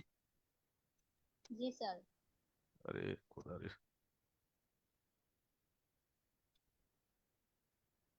Really একটা কোর্স নিব ভাবতেছিলাম, বুঝছো, এটার পরে, কিন্তু যে বাড়াবের মধ্যে আসি মনে হয় না আর নিতে পারবো, কি জানি, বুঝতেছি না। Sir please. আমি তো নিতেই চাই, বুঝছো, নিতেই চাই। এই যে ধরো আমার নেয়ারও দরকার আছে, আমি পড়াইতে ভালো লাগে, পড়াই, ঠিক আছে, কিন্তু টাকা টুকারও তো দরকার আছে, বলো নাকি নাই? এই জি স্যার, আপনার এখন একটা মাত্র ক্লাস করছিলাম একবার, আমি একটু করতে চাই। এখন আমার তো সবভাবেই দরকার আছে, কিন্তু মানে বিপদ থেকে উদ্ধার কবে হই, তারপরে কবে ধরো ট্রেকে ফিরতে পারি আল্লাহ জানে, কারণ প্রিলির কিছুই ইনশাল্লাহ হবে, গুছানো হয় নাই। ইনশাল্লাহ, সমস্যা নেই। ওকে, স্যার তোমরা, বাটনটা কি স্যার? হ্যাঁ বুঝি নাই। বাটনটা কি স্যার? আরে ভাই, বাদাম শেষ আছে মানুষের জীবন, তোমার জীবনে কত বাদাম আছে বলো? কার জীবনে বাদাম নাই? কার জীবনে বাদাম নাই? সবার জীবনে বাদাম আছে, বাদাম নিয়েই তো পৃথিবী। স্পেশালি মনে একটা বাটন আছে আছে স্যার আপনার, মানে যেটা মানে রিসেন্ট ঘটছে এরকম একটা কিছু মনে হচ্ছে। কি রিসেন্ট? স্যার যে বারবার বলতেছেন যে বাটামের মধ্যে আছেন, সেটা আর কি। ওইটাই ধরো রিসেন্ট, ওই একটু ঝামেলা হয়েছে অফিসে, একটু ব্যাপার হয়েছে, ওইটাই বললেন। না, দরকার নাই, ধরো অফিসিয়াল ব্যাপার তো, এগুলা আলাপ করা ঠিক না বাইরে, বুঝছো। ধরো বিপদ এখন ধরো আমি বাসায় বউয়ের মার খাইতেছি, হ্যাঁ, এটাও কি একটা বিপদ না? এটা কথা না, বলো না, এটা কি সেটা বিপদ তো না? Regular sir. আর বলো বিপদ কি না, বলো। তখন আমি তোমার সাথে এগুলো আলাপ করে লাভ হবে কি? এমনি ভাই বললাম আর কি, ধরো একটা মন খারাপ বা আমার একটা প্রবলেম চলতেছে, ওকে, সেরে যাবে ইনশাল্লাহ। আবার ধরো সেরে যাবে ইনশাল্লাহ, কি আবার 1-1.5 বছর পর আরেকটা বাড়ামে পড়বো। এভাবেই চলে না মানুষের জীবন, তাই না? জি স্যার। তুমি কি মনে করো যে ধরো তোমার বর্তমান যে বাড়াম আছে এটা, এরপরে তুমি সুখে শান্তিতে বসবাস করতে থাকবা মরার আগ পর্যন্ত, ওই- তোমার আর কোনো ঝামেলা থাকবে না? থাকবে ওইটা না। স্যার শুধু উপন্যাসে হয়, অতঃপর তারা বাটাম সুখে চলবেই শান্তিতে স্যার। বসবাস করতে লাগলো। অথবা তারা সুখে শান্তিতে বসবাস করতে থাকে। এই তো আসো সামনে যাই, পার্টস অফ প্যারাগ্রাফ। ওকে, প্রথমেই ইন্ট্রোডাক্টরি সেন্টেন্সে কি হবে, ইন্ট্রোডাকশন লিখবা, বাট কোন কথাটা লিখবা দেখো, tell the interest, try to be clear. এগুলা কেতাবি কথাবার্তা, এগুলো বইতে পাইছি, তুলে দিছি, কিন্তু আমি মনে করি যে যা তোমাদেরকে করতে হবে সেটা প্যারাফ্রাইজিং করবা। এটা তোমরা দিবে, এটা হচ্ছে ধরো এগুলা দিয়েছে কেন, তাইলে তুমি কিতাবে কি আছে সেটাও দেখলা, মানে বইগুলাতে এভাবে বলা থাকে, tell the interest, try to be clear. আর ভাই আমি ক্লিয়ারটা হবো কি, ইন্টারেস্টটা কোথায় এটাই তো খুঁজে পাই না। বন্ধু আমার কথা বোঝো নাই তোমরা? জি স্যার। ইন্টারেস্টটা যে আমার কি এটাই তো বুঝি না, এরপরে ক্লিয়ার হবো যে কি ক্লিয়ার হবো ওইটাও তো বুঝতেছি না। এটা ইন্ট্রোডাক্টরি সেন্টেন্সের ইন্ট্রোডাকশনের বৈশিষ্ট্য, এই দুইটা আমি তোমাদের জন্য এটা আমি বানাই দিছি ভাই। এটা এটুকু লিখবা, তোমার ইন্ট্রোডাকশন শেষ। প্যারাফ্রাইজিং কোনটারে প্যারাফ্রাইজিং করবা? ওই যে টাইটেলটা দিছে না, কথা কও, যে টাইটেলটা দিছে ওই টাইটেলটাকে আবার নিজের ভাষায় প্যারাফ্রেজিং, নিশ্চিত ভাবে আমরা প্যারাফ্রেজিং কারে বলে, আমরা সামারিটা, সরি সামারি, তারপরে কি জানি রিডিং কম্পিটিশন ক্লাসের গুলো পরে জানি, তাই না ভাই বলো? জি স্যার। এই জি শব্দের স্যার। সাথে তোমরা পরিচিত না? জি জি স্যার। স্যার। ওকে, এই কাজটাই করবা। আর তুমি এরপরে তোমার নিচে যে কন্টেন্ট গুলা সাজাইছো না, সেগুলা কি কি লিখবা। এবং আজকের ক্লাস, এরপরে রচনার ক্লাসগুলো বারবার বারবার আমার বিভিন্ন উদাহরণ দেখতে দেখতে আমি শিওর তোমাদের ইন্ট্রোডাকশন সম্বন্ধে একটা ভালো আইডিয়া আসবে। ওকে, এটা ধরো একদিনেই হয় না, তুমি এই 3-4টা সামনে যে 2-3টা ক্লাস আছে, এগুলা তো সবে এই জাতীয় ক্লাসই, তোমাদের আশা করি ইনশাল্লাহ ক্লিয়ার হয়ে যাবে। ওকে, আসো এরপরে মেইন কন্টেন্ট। ইন্ট্রোডাকশন গেছে, মেইন কন্টেন্টে আসছো, সরি, কি কি লিখবা? কারো কোটেশন যদি থাকে কোটেশন দিবা, কোনো এক্সাম্পল যদি দিতে চাও, ফর এক্সাম্পল এই দেশে এই ঘটছে, ওই দেশে এই ঘটছে, ফর এক্সাম্পল এটারই হয়েছে সেইটারই হয়েছে, দিবা। কোনো ডাটা ফ্যাক্টস ফিগার্স যদি থাকে সেটা দিবা। কোনো যদি বিস্তারিত ব্যাখ্যা তুমি দিতে চাও, ন্যারেট করতে চাও, সেই ন্যারেশনটা দিলা। ফ্যাক্টস এর কথা তো বললামই, কোনো ঘটনা যদি তোমার হাতে থাকে সেগুলো বলবা। ওকে, তাহলে এগুলাই মোটামুটি কন্টেন্টের মধ্যে চলে আসে। আর সর্বশেষের আগেরটা 3 নাম্বার যেটা পেনাল্টিমেট, যেটা লজিক আর্গুমেন্ট। লজিক আর্গুমেন্ট বা রিজন, জাস্ট লজিক আর্গুমেন্ট হচ্ছে সেটাই ভাই, তুমি জাস্ট এই কথাটা বলবা যে তুমি এটার কেন পক্ষে বা বিপক্ষে। ধরো ড্রাগ এডিকশনের পক্ষে আসছে, তখন তুমি তো লিখবাই যে ভাই ড্রাগ এডিকশন চাই না, বিপক্ষে লিখবা, সরি সরি ভাই।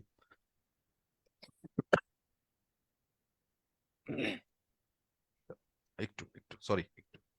স্যার গরম পানি নিয়ে আসলে ভালো হয়।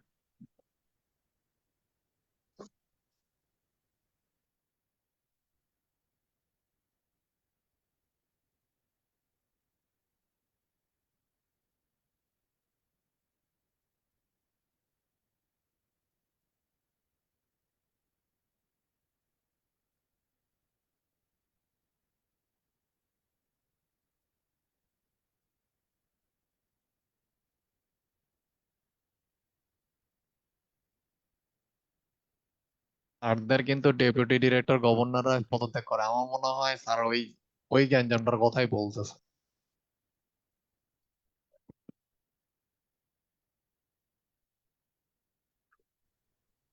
হ্যাঁ, এই গানটা তো ডেপুটি মনে হচ্ছে। ডিরেক্টর পদত্যাগ করছে না তো ভাই, গভর্নরই তো করতেছে। না না, গভর্নর, ডেপুটি ডেপুটি করছে গভর্নর, 3 জন। Deputy governor. সরি, স্যার আর প্রেসার দিয়েন না এই এই ব্যাপার। শোনো, হ্যালো, শুনতে পাচ্ছ? জি স্যার। আচ্ছা, reason, tell why it is essential, মানে ভাই এই জিনিসটা কেন গুরুত্বপূর্ণ আমি মনে করতেছি, এটার ইম্পর্টেন্সটা কি কি, এগুলা বলে দিবা 3-4টা পয়েন্ট, শেষ। আর এখানে কিন্তু পাতার পরে পাতা লেখার সুযোগ নেই, তুমি হাজার 2 পাতা লিখবা, মেইন বডিটা 2 পাতা লিখবা, এর বেশি লেখার দরকার নেই। এটা মানে ওই প্যারাগ্রাফটাই একটা মিনি, একটা চাইল্ড এস এর মতো করে লিখবা, একটা বেবি এস এর মতো করে লিখবা। কথা বুঝতে স্যার পেরেছো? কত সম্পূর্ণ মতো? সময় তো ভাই ধরো 2টা পেপার মিলে 4 ঘন্টা হয় আর কি, তো এটার জন্য। মতলব শব্দ হ্যাঁ, ফিচারের। বুঝি বুঝি স্যার ফিচারে কত শব্দ লিখতে হবে স্যার? কত শব্দ? না, এখানে স্যার শব্দের কথা সে বলে নাই, তবে 200-250 শব্দের বেশি যাও না, বুঝছো? 250, হাইস্ট 250 যাইও, এর 250 বা মানে 2 পাতার মধ্যে, হ্যাঁ, আর 250-250 বেশি যাওয়ার দরকার নেই। ক্লিয়ার? স্যার বলো। যে কোনো একটা পক্ষ নিব নাকি দুইটা, মানে যে দুইটা না শোনো, আর্গুমেন্ট ব্যাপারটা এখানে তো আর্গুমেন্ট না, ব্যাপারটা আর্গুমেন্ট রাইটিং এর বিষয়টা কি, এটা আমি দেখাবো তোমাদেরকে। তো এটা আর্গুমেন্টের ফোকাস রাইটিং, আর্গুমেন্ট রাইটিং এগুলো একটু একটু দেখাই দিব। তো এখন এখানে তো আর্গুমেন্টের ব্যাপার না, এটা হচ্ছে কি, ধরো তুমি ড্রাগ এডিকশন আসছে, এখন তুমি এখানে কি আর্গুমেন্ট দিবা? তুমি বলবা যে এটা নেগেটিভ ব্যাপারগুলাই বলবা। এখানে ধরো একটা পজিটিভ ব্যাপার আসছে, তুমি এটার পজিটিভ ব্যাপারগুলাই বলে যাবা, এখানে তোমার আবার আর্গুমেন্ট দেওয়ার দরকার নেই। কথা বুঝতে পেরেছো? মানে ওইটার পক্ষে, ওই ন্যারেশনটার পক্ষে। আচ্ছা, আমি একটা ডেমো তো দেখাবো তোমাদেরকে, দেখো। কনক্লুশনে কি করবা? কনক্লুশনে কোন কোন লাইনগুলো লিখবা? এতক্ষণ পর্যন্ত যা লিখছো এটাকে সামারাইজ করবা। কথাটা বুঝতে পেরেছো? এতক্ষণ পর্যন্ত যা লিখছো এটা কি করবা? সামারাইজ করবা। তারপরে offer some suggestions or solution, offer some suggestion or solution, এই কথাটা একই, একটা কেটে দেয়, একটা বললেই হয়। Offer some suggestion or solutions, কোন একটা সাজেশন অথবা সলিউশন দিবা, শেষ। বুঝলে ভাই এটা করা উচিত, এটা করব আমরা, এটা করলে ভালো হয়, তোমার কাছে যে সাজেশনটা আসে, খেলা শেষ। 2-2.5 লাইন 3 লাইন লিখলা, কনক্লুশনও খায় গেছে। তাহলে আসো, মেইন যে প্যারাগ্রাফটা, মেইন যে বডিটা, মেইন বডিটা, এটার পার্ট কয়টা বলো? 4টা। কয়টা পার্ট? 4টা। 4টা। প্রথমটা কি বলো? ইন্ট্রোডাকশন। ইন্ট্রোডাকশন। পরেরটা main content, main content. Okay, এরপরটা লজিক বা আর্গুমেন্ট, আর লাস্টেরটা conclusion. Okay, conclusion. Next. Okay, don't be, কি কি কাজ করা যাবে না?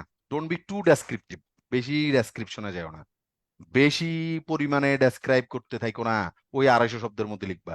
ডোন্ট রাইট ইরেসপেক্টিভ ডেসক্রিপশন, অপ্রয়োজনীয় কথাবার্তা বলবা না।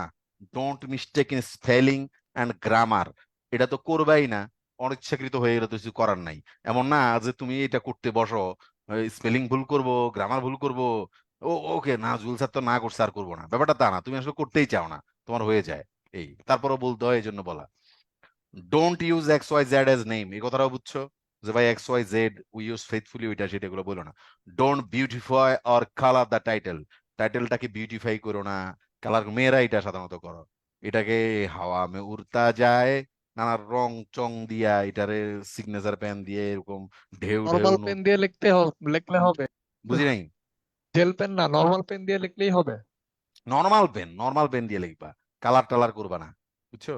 ও কালার করলে ওইটারে করবা, ওই যে এই আনসার টু কোশ্চেন নাম্বার 1 এটার নিচে এটা ওকে দৃশ্যমান করে দেখানোর জন্য, দেখো ভাই আমার প্রশ্নের কোনো তুমি মিসম্যাচ করো না, এটা সেটা এই ওইটাই স্যার এখানে আর কি করবে। ব্ল্যাক জেল পেন ইউজ করা যাবে কিনা টাইটেল? না না না না, এগুলা ভাল লাগে না, সুন্দর করে কালো বল পেন দিয়ে লিখে দিবা। Don't use the word title. শোনো, ভালো লাগে না এই কারণে বলছি যে কারো কারো ভালো লাগতেই পারে, কিন্তু তুমি যদি ইউজ না করো তাইলে কারোই খারাপ লাগবে না। ভাই আমার কথা বুঝতে পেরেছো? আবার দেখেছো জি তুই ইউজ স্যার। করো, কারো কারো ভালো লাগতে পারে, কারো কারো নাও লাগতে পারে, কিন্তু যদি কিছু না ইউজ করো তখন কারোই খারাপ লাগবে না। এটা হচ্ছে বিষয়। ক্লিয়ার? জি sir. Don't use the word title. ও টাইটেল লেখার আগে টাইটেল শব্দ লিখো না, এটা বলছি। কথা বোঝো নাই নাকি বোঝো নাই কি জানি? জি স্যার, বুঝছি বুঝছি। এই যে টাইটেল না, এটার আগে লিখে দেয় অনেকে টাইটেল। টাইটেল টাইটেলের আগে টাইটেল লেখার প্রয়োজন নেই। Clear? Don't write the name of the parts of the paragraph. প্যারাগ্রাফের 4টা পার্ট আছে না? কটা পার্ট? 4টা। 4টা। এ বসে বসে লিখো না ইন্ট্রোডাকশন, তারপরে কি main content, logic, argument, conclusion লিখো না। ক্লিয়ার? জি স্যার। ওকে, নেক্সট। আমাদের খেলা শেষ, চলো বেশ কিছু ডেমো আমরা দেখে আসি, তারপর আমরা আরো বুঝবো যে ঘটনাটা কি ঘটতেছে। ক্লিয়ার? জি স্যার। বলো, এটুকুর মধ্যে ফ্রেম, আমরা এতক্ষণ ফ্রেমটা পড়েছি, ফ্রেমের মধ্যে তোমার কোনো প্রশ্ন আছে কিনা? না স্যার, প্রেম তো বুঝেছি sir. Okay. Talking to kids about their depression. তোমার টাইটেলটা কি বলো সবাই? Talking to kids about their depression. Depression. যদিও এটা আমি এটা মানি না, কারণ কি করব, সুশীল সমাজে আমাদের এগুলো মানতে হয়, উন্নত বিশ্বে এগুলো আমরা মানতে হয়। ধরো অ্যাডভান্সড মডার্ন ওয়ার্ল্ডে বাচ্চাদের সাথে ডিপ্রেশন নিয়ে কিসের কথা? ধরে মায়ের দিবা, দেখবা যে ঠিক হয়ে গেছে, তাই না? কিন্তু যদি এটা আমি নিজেই পারি না, হ্যাঁ, বা মজা করে বলতেছি, মানে আমরা আমাদের চাইল্ডহুডটা স্মরণ করতেছি আর কি, বুঝছো? আসলেই তো ঠিক না, আমরা আমাদের চাইল্ডহুডটা স্মরণ করতেছি, তা আমাদের কোনো ডিপ্রেশনের সুযোগ ছিল কও? মানে আমাদের ডিপ্রেশন জিনিসটা কি বুঝতামই তো না, এখনকার বাচ্চারা বলো ও ডিপ্রেশনে আছে, তাই না? বুঝতামই তো না, আর বুঝার সুযোগই তো নাই। একটু কান্না করলে এটার উপর আবার বাড়ামের পরে বাড়াম। তো এইভাবেই আমাদের এগুলো নিয়ে ভাবার সুযোগ ছিল না, বাট ধরো এগুলো ভাবা উচিত। Sometimes getting children to open up can be difficult. দেখো, বলছে যে talking to kids about the depression, তখন আমি এখানে কি করছি, sometime getting children to open up, এইটাই টকিং এর কথা বলতে বলা হচ্ছে না? বলো তো, কথা বলো, জি স্যার। বুঝতেছো কিনা? Getting children to open up মানে কি বলো তো? ওপেন আপ মানে কি? কথা বলা। মানে সে যেন ওপেন হয়, কথা বলে, মুখ খুলে। কথা বুঝতে পেরেছো? এটাই। Specially when they are going through something like depression, বিশেষ করে যখন তারা ডিপ্রেশন মধ্যে দিয়ে যায়। বলো, এই কথাটাকেই না আমি প্যারাফ্রাইজ করলাম? জি স্যার। ক্লিয়ার? তোমরা আশা করি তরিকাটা বুঝে আলাইছো, কেমন? ওকে। জি sir. Addressing this topic with care and empathy is crucial. Care এবং সহানুভূতি নিয়ে এটাকে অ্যাড্রেস করা, কথাটাকে বলা, is crucial for caring emotional wellbeing and supporting your young minds facing the challenging condition. এই যে এই চ্যালেঞ্জিং কন্ডিশন ফেস করা যে ইয়াং বাচ্চা মনটা আছে, এটাকে সাপোর্ট করার জন্য এবং তার ইমোশনাল ভালো থাকার জন্য, মানসিক ভালো থাকার জন্য এই জিনিসটা অনেক ক্রুশাল। বন্ধু, কথাটা বুঝতে পেরেছো? The importance of talking to kids, বাচ্চাদের সাথে কথা বলার গুরুত্ব অ্যাবাউট ডিপ্রেশন নিয়ে, and guidance on approaching this delicate, এবং এটাকে গাইড করা, এই ডেলিকেট মানে কি বুঝছো? ডেলিকেট মানে খুবই সূক্ষ্ম, ইয়েট ভাইটাল, সূক্ষ্ম হইলেও এটা খুবই গুরুত্বপূর্ণ ব্যাপারটাকে অ্যাপ্রোচ করা। Yet vital conversation R required to B ব্রট two light. অবশ্যই এটা জরুরি, যেটা আমাদের এই ব্রট টু লাইট মানে আমরা সামনে কথা বলতে চাচ্ছি, যেটা নিয়ে আমাদের কথা বলা দরকার। এক জায়গায় আমি আর এসেনশিয়াল টু দেখবা যে আমার রচনার এগুলো, তো এই যে রচনা নিয়ে আমার একটা বাডামের মধ্যে আসি রে ভাই, কত বাডাম যে যাইতেছে আমার উপর দিয়ে, এই যে কত কষ্ট করে কতগুলো রচনা, মানে রচনার টাইটেল, ইন্ট্রোডাকশন, কনক্লুশন এবং তোমার পয়েন্টস গুলো রেডি করছি, বুঝছো? তোমাদের জন্য আর কি। এখন আমার কয়েকটা রচনা বাদ দিয়ে দিতে হয়েছে। এখন স্যার, আমাদেরও তো বাংলাদেশ আর আন্তর্জাতিকে পড়া চেঞ্জ করতে হচ্ছে। আমি এমনিতেও তো ভাই সাধারণ জ্ঞানের টিচার না, আমি তো ল্যাঙ্গুয়েজের টিচার, তো রচনা তো সাধারণ জ্ঞানের ব্যাপার, তাই না?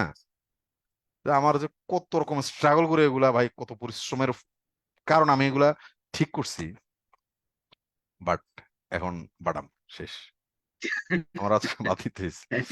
এখন আবার এই পার্সপেক্টিভ আবার দুইটা রচনা বাড়াইতে হইতেছে, এই আর জি কি। স্যার। যাক, ওকে, এই চেঞ্জ তো এইভাবেই ঘটে আর কি আসলে। ওকে, নেক্সট আসো, to light. Parents should know best, বাবা মাকে সবচেয়ে ভালো জানতে হয় if their children are having a bad day, তাদের বাচ্চাদের কি একটা খারাপ দিন যাচ্ছে কিনা, অর ডেভেলপিং ডিপ্রেশন। এবার আমরা মেইন কন্টেন্টে চলে গেছি, এখন কোথায় আছি বলতো? মেইন কন্টেন্টে। আচ্ছা, ইন্ট্রোডাকশনটা আবার একটু তোমাদেরকে দেখাই। ধরো প্রথমে যেই গিভেন লাইনটা ওইটাকে প্যারাফ্রেজিং করে ফেলছি, কেমন ভাই? ওকে, তারপরে বলছি যে ভাই কি কি আলোচনা করতে চাইতেছি আমি সেইটা, মাঝখানে ধরো আরো একটা লাইন বাড়াইলাম, কিন্তু ধরো এটা না দিয়েও তুমি যদি এই কথাটা লিখো তাহলে তোমার ইন্ট্রোডাকশন কমপ্লিট। প্রথমে প্যারাফ্রেজিং করলা, আর সামনে কি কি ডিসকাস করবা সুন্দর ভাষায় লিখে দিবা। আমি ক্লিয়ার? জি sir. Okay, parents should no, আচ্ছা বাবা আমার ভালো জানা উচিত if the children are having a bad day, একটা খারাপ দিন তার যাচ্ছে কিনা, অর ডেভেলপিং ডিপ্রেশন, কোনো ডিপ্রেশন তার মধ্যে ডেভেলপ হচ্ছে কিনা। এখন একটু সাইকোলজিস্টরা বলে থাকেন, এটা অনেকটা কোটেশন মতো, তুমি কোটের মতো করতেছো, of renowned paediatric behavioural health clinics, যে এই শিশু স্বাস্থ্য নিয়ে যে সকল ক্লিনিক কাজ করে তাদের যে সাইকোলজিস্টরা আছেন তাদের মতে ভাই, parents must let their children talk, বাপ মার অবশ্যই বাচ্চাদেরকে কথা বলতে দেওয়া উচিত। If a child doesn't open up, যদি বাচ্চা কথা না বলে, দ্য ফার্স্ট টাইম, প্রথমে যদি কথা না বলতে চায়, it is imperative, essential, it is imperative, it is essential to keep bringing it up, বা এটা খুবই গুরুত্বপূর্ণ যে তুমি চেষ্টা করেই যাবা, বাই বিং সামওয়াট ক্লেভার, অন্তত কিছু চালাকি করে হলেও তার থেকে এটা বের করার চেষ্টা করবা, কারণ বললে সে হালকা ফিল করে। কথা বুঝতে পেরেছো? ওকে, জি sir. own experiences or what has been observed about the child's behavior, তোমার নিজের এক্সপিরিয়েন্স অথবা তুমি ওই বাচ্চার বিহেভিয়ার নিয়ে কি অবজার্ভ করেছো সেটা শেয়ার করতে পারো। মানে তুমি দেখতেছো বাচ্চারা কি করতেছে, তারা এগুলা ওপেন আপ করানোর জন্য, সে বলতে যাচ্ছে না, তাকে তুমি ক্লু দিচ্ছ, ফ্লোর দিচ্ছ, বা এই যে বাপ বল, কথা বল, যে তুই এই কারণে কিনা, এই কারণে কিনা, মানে ফ্লোর গুলো উন্মুক্ত করতেছো, তার সাথে আলোচনার দ্বার খুলতেছো। কথাটা বুঝতে পারতেছো? দ্য চাইল্ড লুকস ওয়ারিড, বাচ্চাকে ওয়ারিড দেখায়, and that the look on their face makes everyone think something wrong is going on, বাচ্চাটার ওরিড দেখাচ্ছে এবং তার ফেসে যে লুক, এটা সবাইকে ওরিড করতেছে, ভাই তোমার মধ্যে কিন্তু কিছু একটা হচ্ছে, can be inform to them, তাদেরকে তুমি এটা জানাতে পারো। So it can be started with what is Singh, তাহলে স্টার্টটা করবা কোন, মানে এই কথাটা যে বলছে, এই যে এই কথাটা বলছে, তুমি বাচ্চা কথাই বলতে চাচ্ছে না, সে বলতেই চাচ্ছে না, তখন সে তোমাকে একটা ধরো কৌশল বলে দিচ্ছে আর কি, যে এই কৌশলটা অ্যাপ্লাই করো বাচ্চাকে, তাহলে দেখবা যে সে হয়তো কথা বলা শুরু করবে। তখন এই কৌশলটাকে অ্যাড্রেস করেই এভাবে এখানে বলা হয়েছে, so it can be started with what is Singh, তাহলে এটা স্টার্ট করতে পারো তুমি যা দেখছো, যে যে ঘটনা দেখছো, এই যে এই ঘটনাটাই তো তুমি দেখছো, এই ঘটনাটাই তো দেখছো, তাই না রে ভাই? কথা কয় না, কথা বলো কেউ জি স্যার। কেউ জি স্যার। এই ঘটনাটাই তার মধ্যে তুমি দেখছো, তখন তুমি, সে বলতেছে যে ভাই তাহলে যা দেখতেছো এটা দিয়েই আসলে কথা বলা শুরু করা যায়, এখানে যা লেখা হয়েছে, দে মে নট নো, তারা হয়তো নাও জানতে পারে হাউ টু এক্সপ্লেইন দেমসেলভস, কিভাবে নিজেদেরকে সে মানে এক্সপ্লেইন করবে। Approaching the subject by listening can make all the difference, ভাই শোনার মাধ্যমে যদি তুমি তার কাছ থেকে শুনতে শুনতে, শোনার মাধ্যমে যদি তুমি সেটাকে অ্যাড্রেস করতে চাও, তাহলে সেটাই সব পার্থক্য করে দিতে পারে এবং সমস্যার সমাধান করতে পারে। তারপরে আসো, সায়েন্স অফ আরেকটা স্লাইড কি বাদ পড়েছে কিনা, না এটা কি বাদ পড়ছে, না বাদ পড়ে না এটা।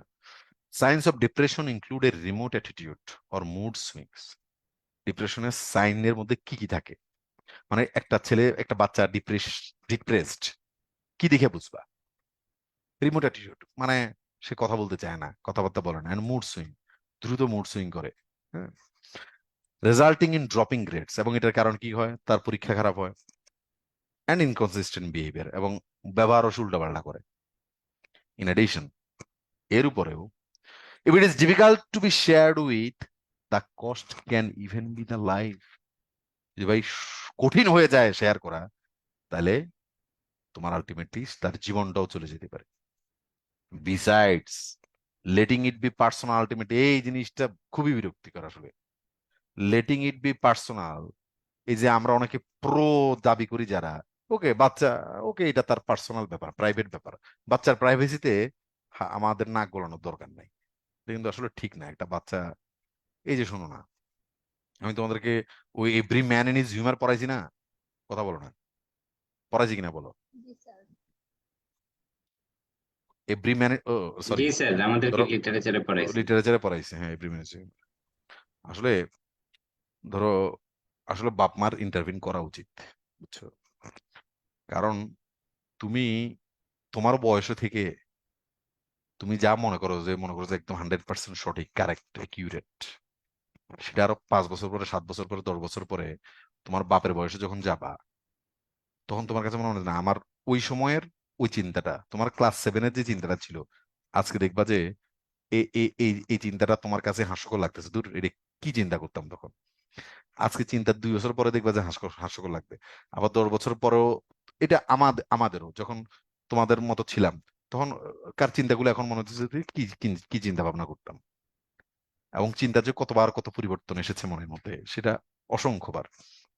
ওকে, যেটাকে একটা সময় খুব মানে কনফিডেন্ট ছিলাম এইটা নিয়ে, না এটাই হওয়া উচিত আমার লাইফে, পরে দেখছি যে না, না হয়েছে, এটা ভালো হয়েছে। এই বন্ধু কথাটা বুঝতে পেরেছো? জি স্যার।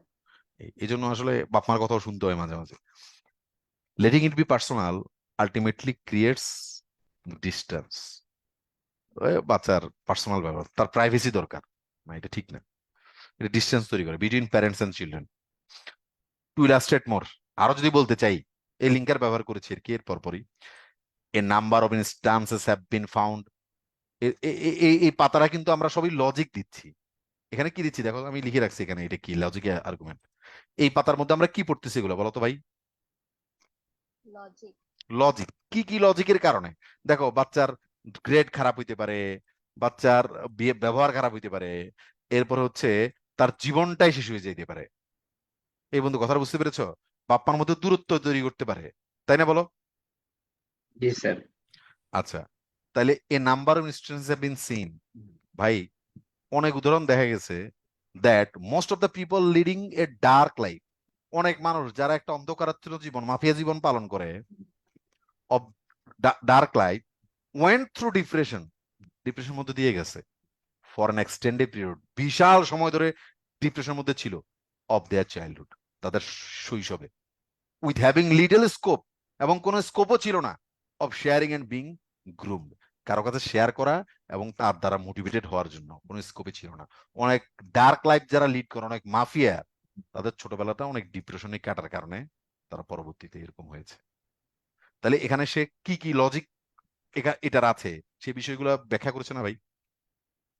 জি স্যার। জি sir.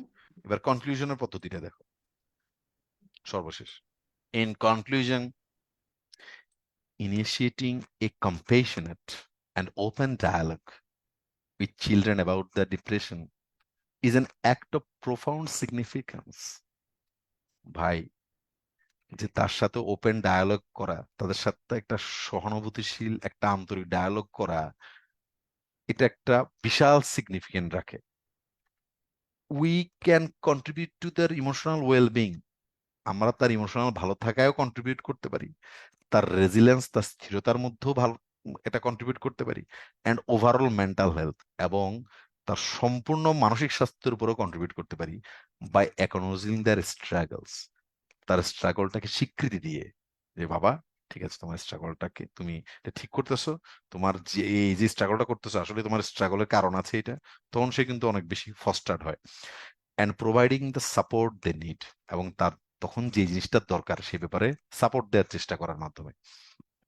Encouraging such conversations is a step towards creating a more empathic and understanding society where children feel safe to express their feelings and seek the help they deserve. তাইলে এই conversation গুলো চালায় যাওয়ার মাধ্যমেই ভাই আমরা এই শিশুটার ওই শিশুর দুনিয়াটাকে আমরা এমন ভাবেই তৈরি করতে পারি যেখানে সে সেফ ফিল করবে তার নিজের ফিলিংটা এক্সপ্রেস করার জন্য, এবং সে তোমার কাছে ওই সাহায্যটা চাওয়ার জন্য। তাহলে যে বিষয়টা আমরা আসলে এতক্ষণ আলোচনা করেছি সেগুলোই পরবর্তীতে একটু সামারাইজ করার চেষ্টা করেছি। That's it. এবং শেষেরটা আসলে এই কথাটা দেখো, এটার কি বলে জানি, একটা রিকমেন্ডেশন, একটা সাজেশন। আমি ক্লিয়ার? জি স্যার। জি স্যার। ওকে ভাইরা বোনেরা, স্যার হ্যাঁ বলো। এই যে আপনি ইন কনক্লুশন হুম। এভাবে প্যারা করে লিখতেন, এটা কি একটা পুরা প্যারা নাকি মানে ইন কনক্লুশন আগে থেকে এখানে ফুল এখানে আলাদা আলাদা আলাদা আলাদা প্যারা, পারা পারা করে লিখবা ফিচারের এগুলা। সামারির এক পারা, কিন্তু এগুলার পারা করে লিখবা। স্যার আপনার প্রত্যেকটা স্লাইড কি একটা করে প্যারা? একটা করে পারা, এক্স্যাক্টলি। এটা ভালো মনে করেছো। আমার প্রত্যেকটা স্লাইডে একটা করে পারা। ক্লিয়ার? জি স্যার। ওকে, এটা সুন্দর মনে করেছে, এটা আমার বলে দেওয়া উচিত ছিল। প্রত্যেকটা স্লাইডে একটা করে পারা। আচ্ছা আসো, দাঁড়াও আমি আবার একটু তোমাদেরকে ব্যাপারটা কনফার্ম করি।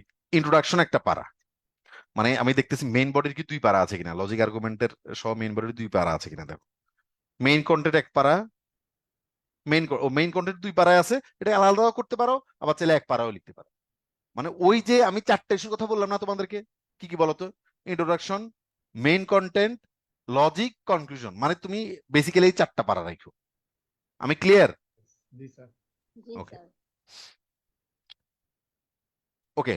Write a letter to the editor of an English daily on the growing importance of rational thinking in your social and national life. তোমার জাতীয় জীবনগুলো একটু নিজেরা নিজেরা প্র্যাকটিস করবা, এবং আমি তোমাদেরকে এখানে ইন্ট্রোডাকশন কনক্লুশন দিয়ে দিয়েছি। তারপর একটু ম্যাচ করার নেওয়ার চেষ্টা করো যে জাতীয় জীবনে তোমার রেশনাল থিঙ্কিং এর, যৌক্তিক চিন্তা ভাবনার কি দরকার আছে, কি প্রয়োজন আছে। এটা একটা বিশেষ পরীক্ষা আসা প্রশ্ন। এখানেও আমি স্লাইডের মধ্যে এগুলার ইন্ট্রো কনক্লুশন দিয়ে দিয়েছি, এটার মেইন কন্টেন্টও দিয়েছি। এরপরে মানে এটা পূর্ণাঙ্গ মেইন বডিটা দেওয়ার চেষ্টা করেছি আর কি। এই পূর্ণাঙ্গ যে আমাদের ইয়ের ফরওয়ার্ডিং এর পরে যে মেইন বডি আছে, এটা সেটা দেওয়ার চেষ্টা করেছি। তোমরা এখান থেকে একটু পড়ে নিতে পারবা। আচ্ছা ওকে। ওকে, এবার আর বলো, এখানে আরো 2-4টার আমি একটা ফরম্যাট দিয়ে দিয়েছি, মানে মেইন কন্টেন্টের ফরম্যাট। ওই ফরওয়ার্ডিং এবং মেইন বডি ভাই একটাই, যেটা দেখাই দিছি সেটাই। দেখো এখানে এই যে 25 জুন 2023 থেকে শুরু করে যেটা এখানে গিয়ে শেষ হবে। আমি তোমার একটা এই যে কোথায়, না আরে এটা না, আরে কোথায় জানি 2টা পাশাপাশি আছে, এই যে এই 25 জুন 2023 থেকে শুরু করে এরপরে এই লাস্টে এটুকুতে গিয়ে শেষ হবে। দেখো এটা হচ্ছে তোমার পুরা ফরম্যাটটা আর কি। ফরম্যাটটা বুঝছো না ভাই? আবার বলতেছি, কথা বলো। জি স্যার। ফরম্যাট শেষ। এখানে আমি বেশ কিছু, ওই যে মেইন বডি আছে, এই যে এইটা মেইন বডি কোনটা বলো তো? মেইন বডি, এখানে মেইন বডি কোনটা আমাকে বলো তো, তোমরা একটু দেখাই দাও তো মেইন বডি কোনটা এই অংশের মধ্যে। এই মেইন বডি কোনটা? হ্যাঁ, ডট ডট করা জায়গাটা এই স্যার। ডট ডট করা জায়গাটা, কথা বুঝতে পেরেছো? মানে এই পুরোটাই মেইন বডি, কিন্তু আসল মেইন বডির মধ্যে যেই মেইন বডিটা, এটা কোনটা বলো? এই ডট ডট করা জায়গাটা না? জি স্যার। মানে এখানে তুমি যে বিস্তারিত গুলো লিখবা, এটাই তো আমাদের মূল চ্যালেঞ্জ, তাই না রে ভাই? জি স্যার। জি স্যার। আচ্ছা, তো সেই মূল চ্যালেঞ্জের জন্য আমি এখানে তোমাদেরকে বেশ কিছু ফরম্যাট দিয়ে দিয়েছি। এখন এই কারণে বারবার এই কথাটা বলে দিয়েছি, কারণ তোমাদের অনেকের মনে হবে স্যার কই, এখানে ডিএস স্যার কই, এখানে টাইটেল কই, এগুলা তো নাই। ওটার তো ফরম্যাট একটাই রে ভাই। এগুলা জাস্ট তোমার ওই ডট ডটের মধ্যে কি কি লিখবা, সেটার জন্য আমি তোমাদেরকে আরো 3-4টা একটু তোমাদেরকে অ্যাসিস্ট করার চেষ্টা করেছি। এই তোমরা একটু দেখে পড়ে নিও। ধরো আমি আরেকটা পড়াই দিই, লাস্টেরটা একটু পড়াই। আচ্ছা লজিক্যাল থিঙ্কিং এটা পড়াই দিই একটু। কই, আচ্ছা মানে এটা ইন্ট্রোডাকশন এন্ড কনক্লুশনটা আবার একটু বুঝিয়ে দিই। লজিক্যাল থিঙ্কিং এরটা কি বুঝাই দিব? জি স্যার। তাহলে তোমরা ফরম্যাটের সাথে একটু আরো বেশি ইয়ে হইতে পারবা, ইনভলভ হইতে পারবা। বলো নাইমুল, তুমি হাত তুলছো, বলো। স্যার প্র্যাকটিসটা কোত্থেকে করব, কোনো বুক বা এরকম কিছু সাজেস্ট করলে ভালো হয় স্যার। টিচারের জন্য ওই যে বইটা দিছি না তোমাদেরকে, রিডিং এর একটা বই দিছি না গ্রুপে, দেখো ওইটাই ভালো, জি ওটাকে প্লিজ। এক্সাম্পল গুলোই ভালো। ওকে আসো। এই our world has become complex and interconnected, and so the importance of rational thinking has grown. ভাই আমাদের দুনিয়াটা কমপ্লেক্স এবং ইন্টারকানেক্টেড হয়ে গেছে পরস্পরের সাথে, এবং এই কারণে রেশনাল থিঙ্কিং এর গুরুত্ব আছে। একেবারে ইন্ট্রোডাক্টরি লাইন। আমরা রেশনাল থিঙ্কিং এর ইম্পর্টেন্সটার কথাই শুরুতে নিয়ে আসছি, যেটা আমাদের টাইটেলের মধ্যেই ছিল। Rational thinking is essential for dealing with the challenges that we face as a society. Rational thinking কেন গুরুত্বপূর্ণ? যে এই কারণেই সেটা গুরুত্বপূর্ণ, চ্যালেঞ্জ গুলো ডিল করার জন্য, that we face as a society, একটা সমাজ হিসেবে, একটা নেশন, একটা জাতি হিসেবে আমরা যে চ্যালেঞ্জ গুলো ফিল করি, এই কারণে আমাদের অবশ্যই রেশনাল থিঙ্কিং দরকার আছে।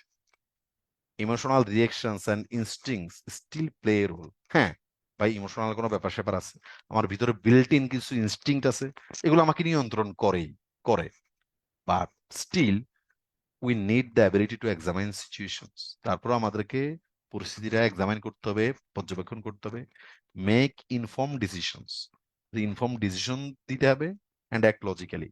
এবং অবশ্যই ইনফর্ম ডিসিশন, বুঝছো তো, মানে আমি তথ্যপাত্য নিয়ে যে ডিসিশনটা দিই সেটা, অ্যান্ড অ্যাক্ট লজিক্যালি, এবং অবশ্যই আমাদেরকে লজিক্যালি চিন্তা করতে হবে।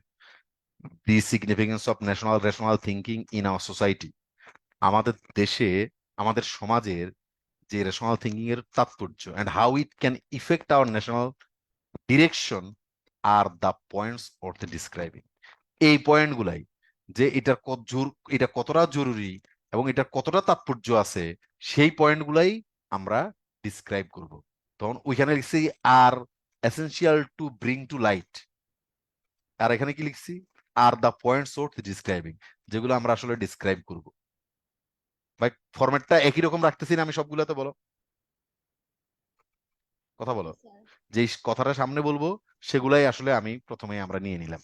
ওকে, আসো এবার আমরা ধরো মেইন কন্টেন্ট বললাম, লাস্ট ওয়ান। এবার আসো কনক্লুডটা কিভাবে করেছি একটু আমরা দেখার চেষ্টা করি। Here is the conclusion. In conclusion এখানে বলছি, এখানে টু সাম আপ বলছি, the significance of rational thinking in our society and national life is not something exaggerated. ভাই এটা কোনো অতিরঞ্জিত কোনো ব্যাপার স্যাপার না, এটা যে তাৎপর্যপূর্ণটা, এটা ওভার রেটেড কোনো ইস্যু না। It is the basis for inform decision making. এটা ইনফর্ম ডিসিশন মেকিং এর একটা ভিত্তি।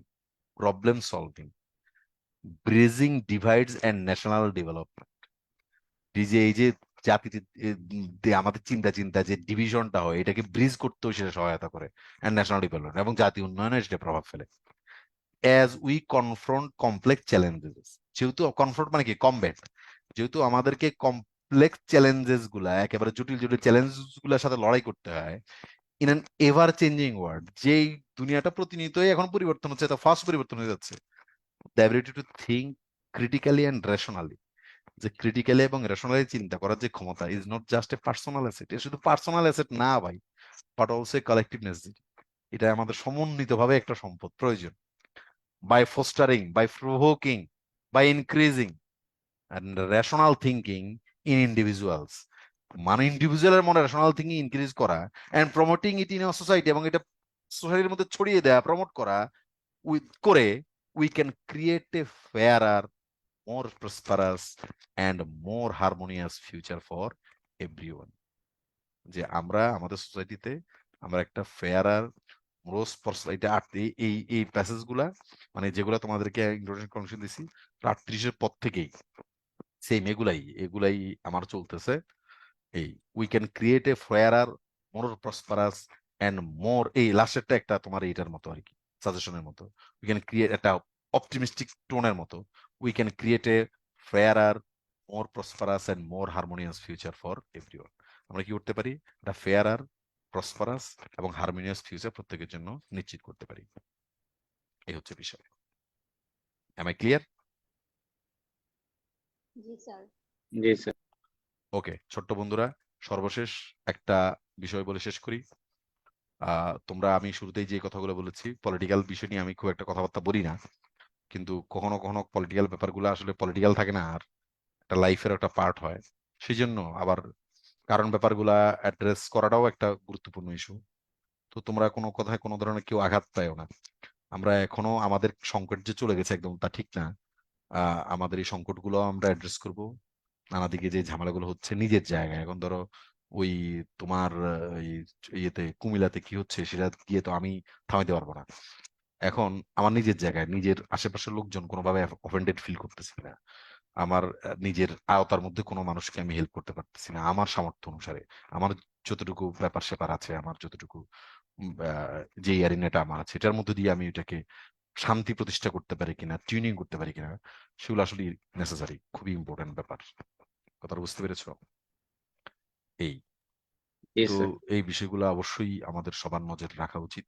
যে যার জায়গা থেকে অবশ্যই এখন আরেকজনকে হেল্প করা উচিত। এভাবেই বিষয়গুলো আসলে আরো সুন্দর হবে, আরো ভালোভাবে দাঁড়াবে। আর যেটা আমি সবসময় বলি, ধরো এই প্রেক্ষাপটে না, যারা আমার পুরনো অনেক স্টুডেন্ট আছো, তারা তোমরা এটা জানো, এর আগেও আমি কয়েকবার ধরে ধরে তোমাদেরকে এই কথাটা বলা চেষ্টা, হয়তো তোমাদের ক্লাসও কখনো তোমাদের কোর্সও বলেছি কিনা জানি না, এ ভাই আচার ব্যবহারটা ভালো করো, মানুষের সাথে সুন্দর ব্যবহার করো, বন্ধুত্বপূর্ণ ব্যবহার করো।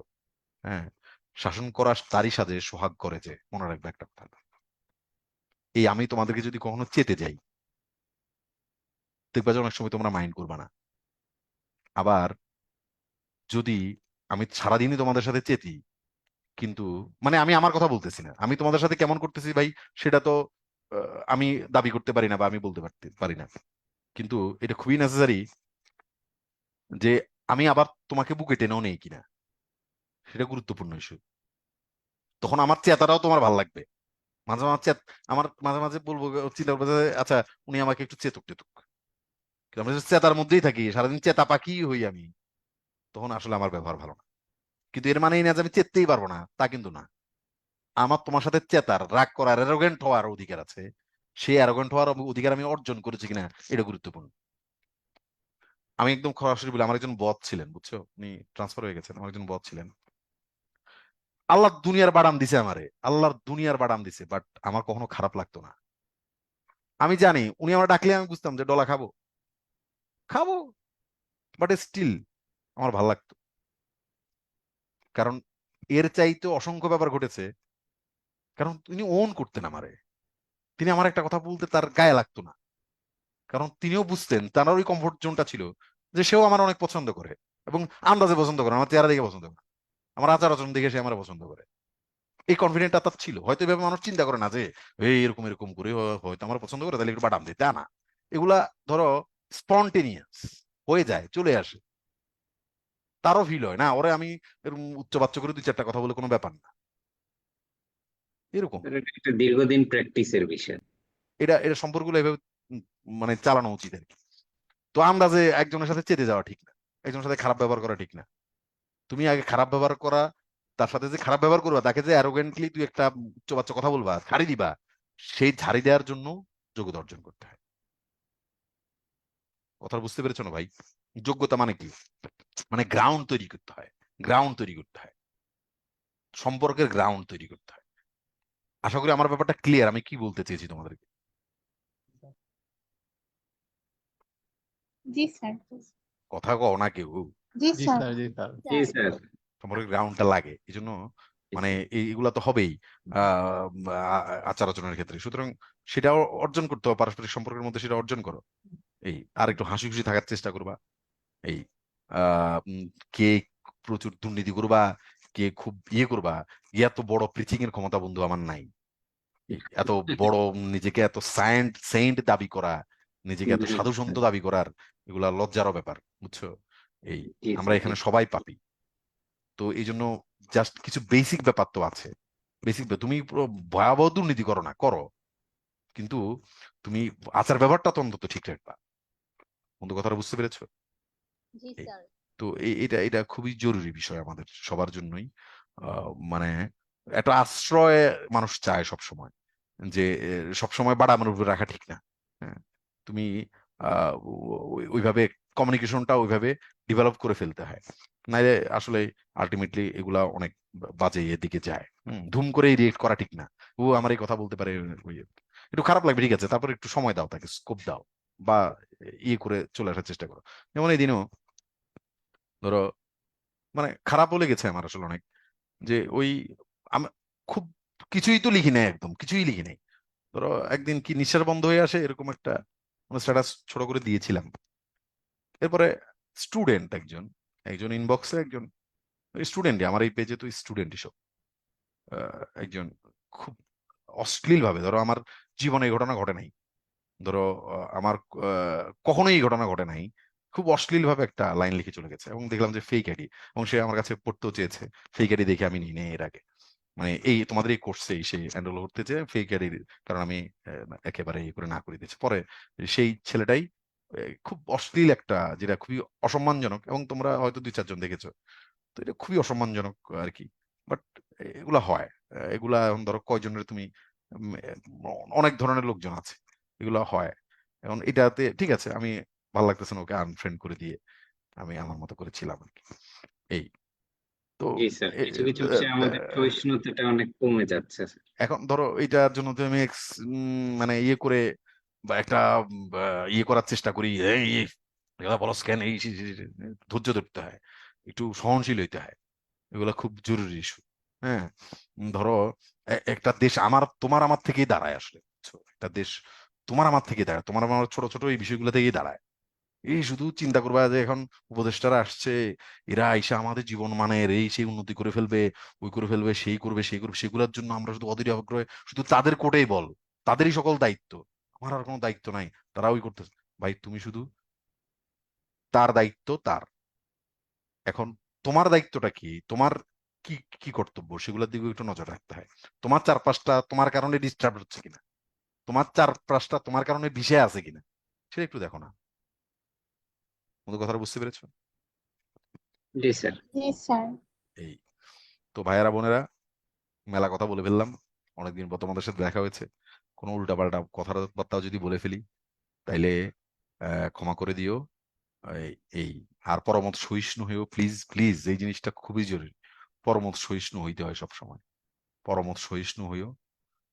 এটা মানে আমাদের মধ্যে এই জিনিসটার খুবই মারাত্মক ভাবে অভাব, আমরা আরেকজনের মতামত নিতেই পারি না। পরমত সহিষ্ণু হইও, সে কখনোই পৃথিবীর সকল মানুষ তোমার মতো করে চিন্তা করবে না, এটা সম্ভব না। এটার কারণেই আসলে এই বিষয়গুলো আরো বেশি জটিল আকার ধারণ করে, আরো বেশি কমপ্লেক্স হয়ে যায়। এই পরমত সহিষ্ণুতাটা যে কবে এই বাঙালি শিখবে, ঈশ্বর জানে শুধু। তো এই এই চর্চাগুলোই আস্তে আস্তে আস্তে করে আমাদের করতে হবে আর কি। এই তো ঠিক আছে, ভালো থাকবা। Thanks for being with me. পরের ক্লাসেস স্কেডিউল, আমি একটু এখন কাজ টাজও বেড়েছে হালকা, এগুলা একটু শেষ শেষ করে নেক্সট উইকে আবার আমাদের, আজকে তো স্যাটারডে, নেক্সট উইকে আমি আবার 2 দিন ঘোষণা করবো নেক্সট উইকে কোন কোন ক্লাস হবে। ভালো থাকবা, থ্যাংক ইউ, ভালো থাকো, বাই। আসসালামু আলাইকুম স্যার। স্যার আসসালামু আলাইকুম।